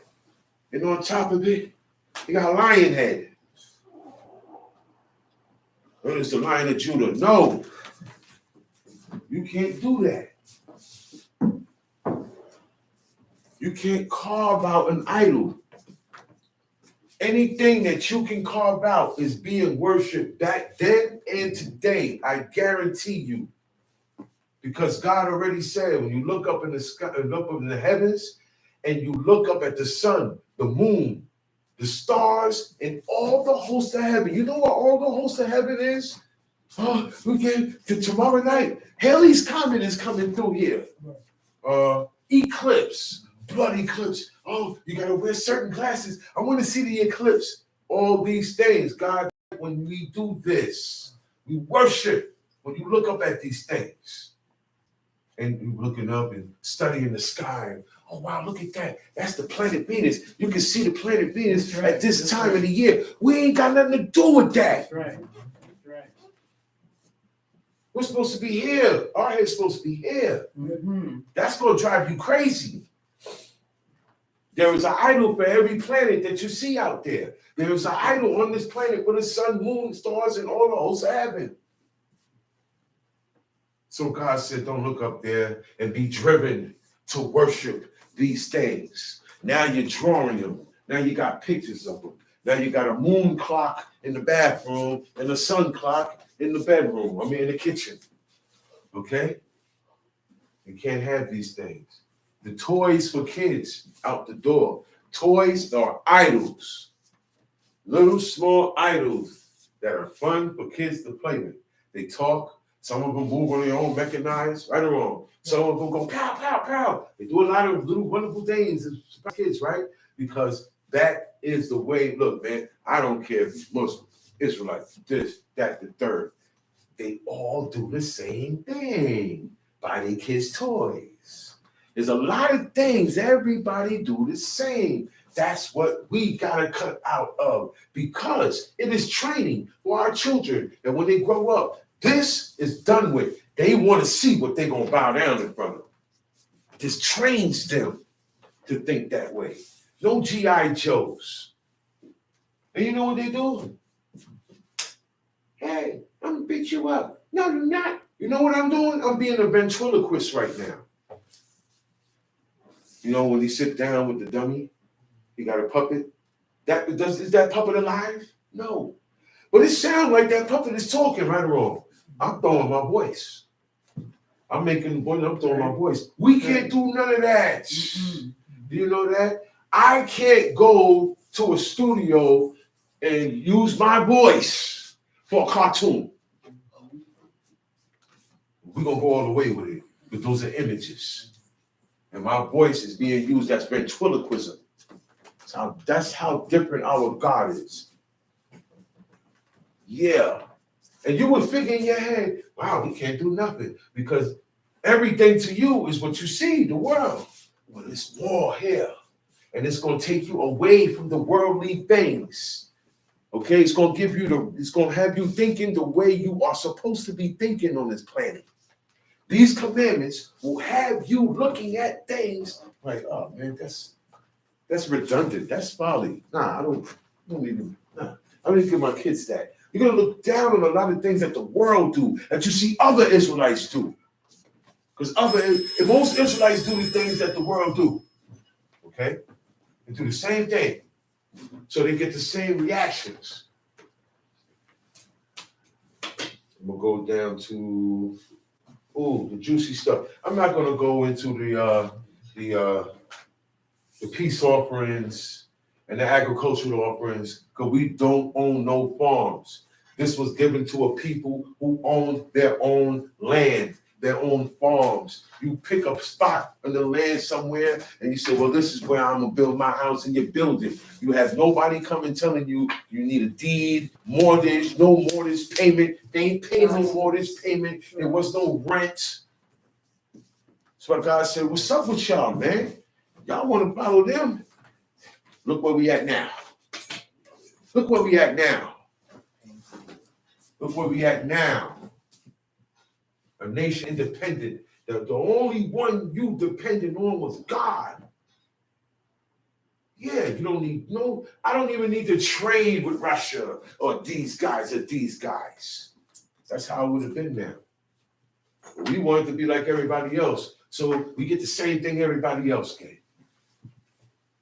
Verse 11, it says, ye shall not steal. Stealing is taking something that does not belong to you.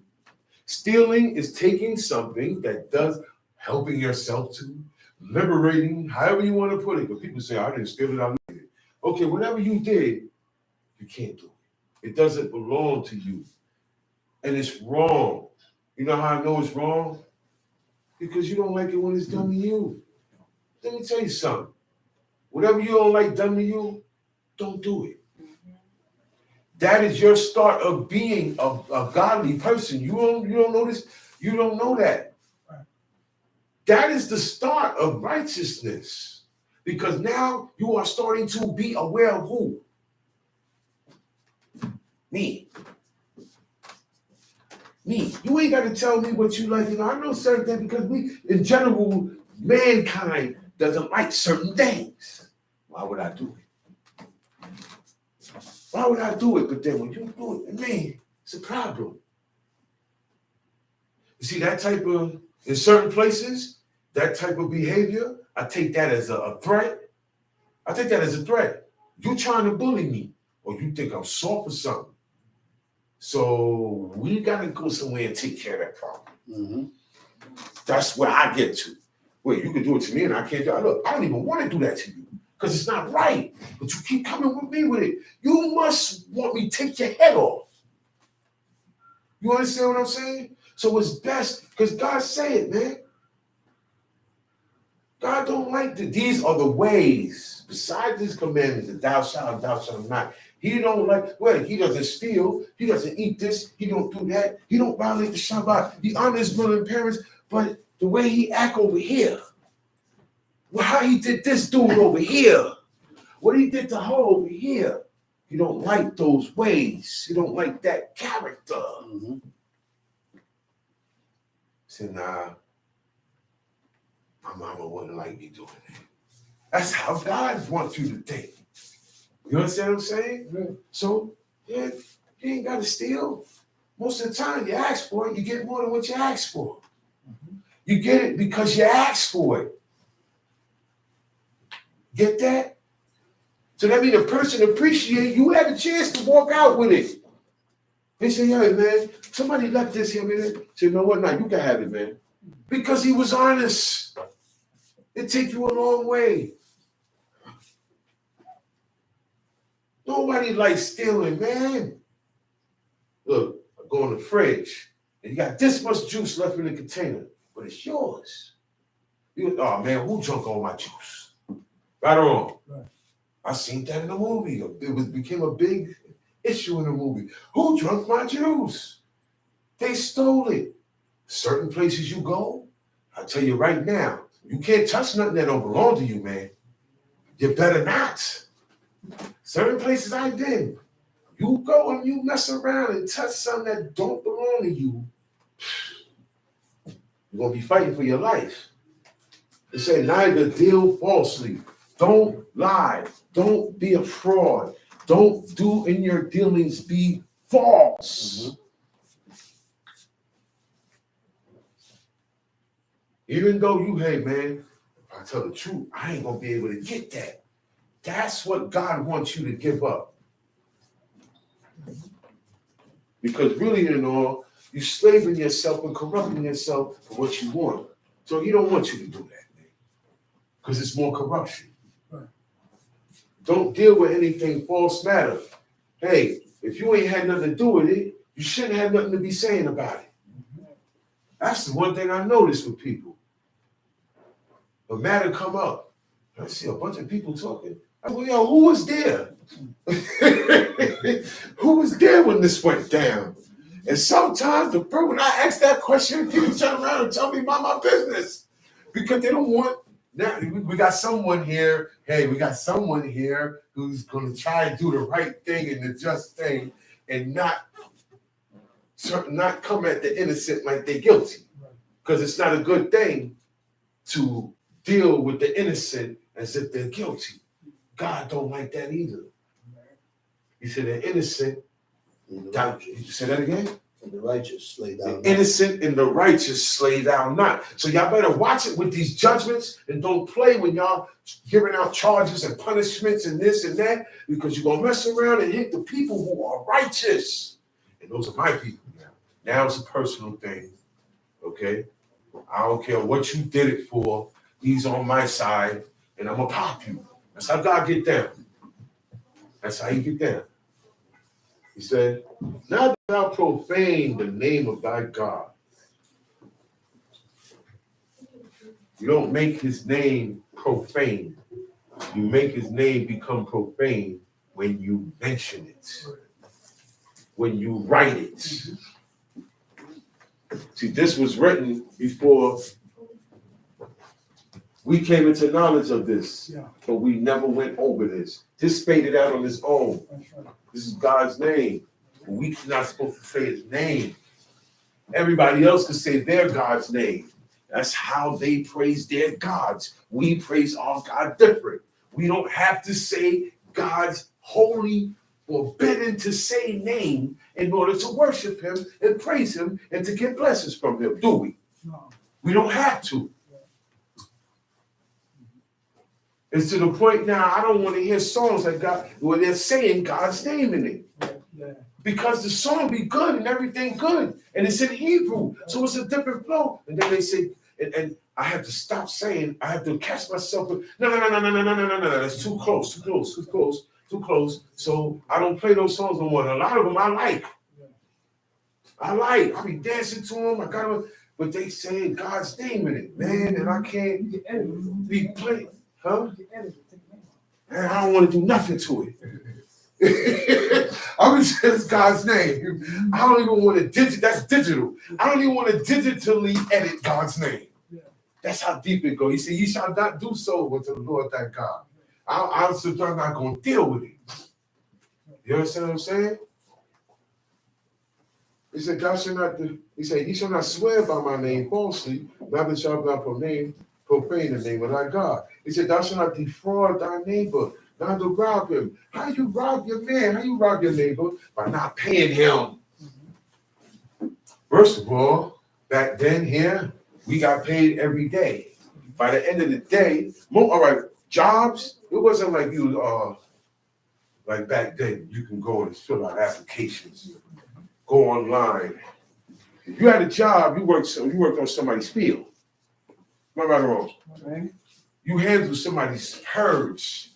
You handle somebody's horses and their sheep or their cattle. Okay? It wasn't in my house when I ain't around painting. Talking about the painters in here. And the only one home was my woman. Nah, that didn't happen. They didn't have these type of jobs. The woman didn't have to go get jobs. The men did. The woman took care of the stuff in the house. All women love to cook. All women love to clean. All women love babies. You have 500 babies and still want another one. You said, "Man, give me a baby or she said, give me a baby or I die." Jacob said, "Yo, I'm not God. What's wrong with you, girl? God closed your womb up. Ain't nothing wrong with me. Ain't nothing wrong with me. I'm a bull. But God got your womb closed. It's a certain canal there. He got it closed. Nothing can fertilize. Nothing won't happen. I ain't got no power over that, man. God is the one that formed the child in the womb. God is the one that put the seed in man. It grows with you as you from them. It develops and grows. You were born with it. The woman was born with fertilization, with eggs and all that. God is the greatest, man. Right. You gotta look at these things, man. All doctors and scientists do is try to figure out how to go on with this sickness and how to treat it. They don't have no such thing as a cure. The cure is the Most High. He reverses all diseases, sicknesses, mishaps, defects, whatever. God reverse it like that. why it don't go like that, or why it don't happen? Sin. The man said, sin. Sin. Our world is laden with iniquity and so much sin. That's right. That is why plane crashes out of nowhere. That's why babies die. That's why fires erupt and burn up whole 80s. And that's why you say, wow, oh wow, how did this happen? God ain't do none of that. It's a set destiny already set out. It has to, what you saying? It has to play this out. Now I got to play out, right? Your destiny has to play out. How many people is on this planet? God, that's how many destinies got to play out. How many generations? God got the number of, okay, man is going to keep having kids and keep surviving up until this year. We don't know the year. This year. When this year go down, there's not going to be nobody around to have babies no more.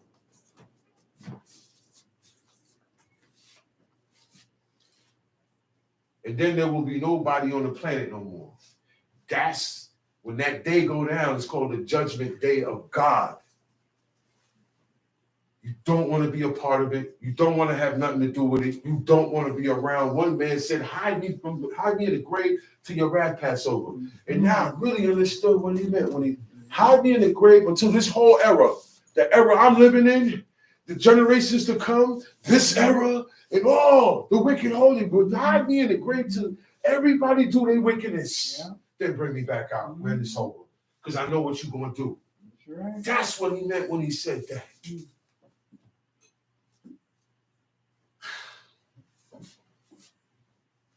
He said, thou shalt not curse the deaf, nor put a stumbling block before the blind, but shalt fear thy God. I am the Lord thy God. You don't curse the deaf. You don't put a stumbling block before the blind, but shalt fear thy God. God has a special eye for blind people. People who start to lose their vision. Mm-hmm. Close your eyes. One time I said, man, close your eyes, man. Walk around your house and see. You gotta have, your memory ain't gonna help you. You're gonna bump into things. You're gonna say, yo, it's an ordeal, it's a frustrated ordeal that comes with losing your eyes, man. Samson said, yo, man, just let me take vengeance on him this one time because of my eyes. You know what that's telling me? Mm-hmm. The man is getting potatoes and tomatoes thrown at him. They spitting at him. They mocking him. They do it. He didn't. That's not what bothered him. What bothered him, he couldn't see. He couldn't see, man. And he said, yo, man, just let me get them back because of these. They didn't have to do that. That's what that means. They didn't have to do this to me, man. They didn't have to take out Zedekiah's eyes. They didn't have to throw those young boys in the pan like that. They could have just killed them. They didn't have to do that to Samson. But hatred for people who serve God. People are going to hate you. The more you serve God, people are going to hate you because they don't want to serve God. And being that you serve God, you are going to be a target. Just prepare yourself. Because the serving God is nothing light and nothing easy, man. As soon as you say, yo, I'm going to start doing this, some weird stuff happened, man. Some weird stuff happened, man. And that, you know what that tell me? Paulie left us on the right track. All we got to do is stay on it. Stay heavy on it. We're on the right track.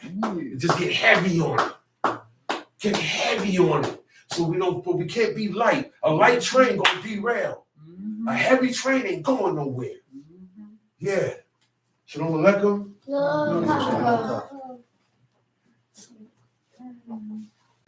Once again, I feel like I could go all the way to sundown.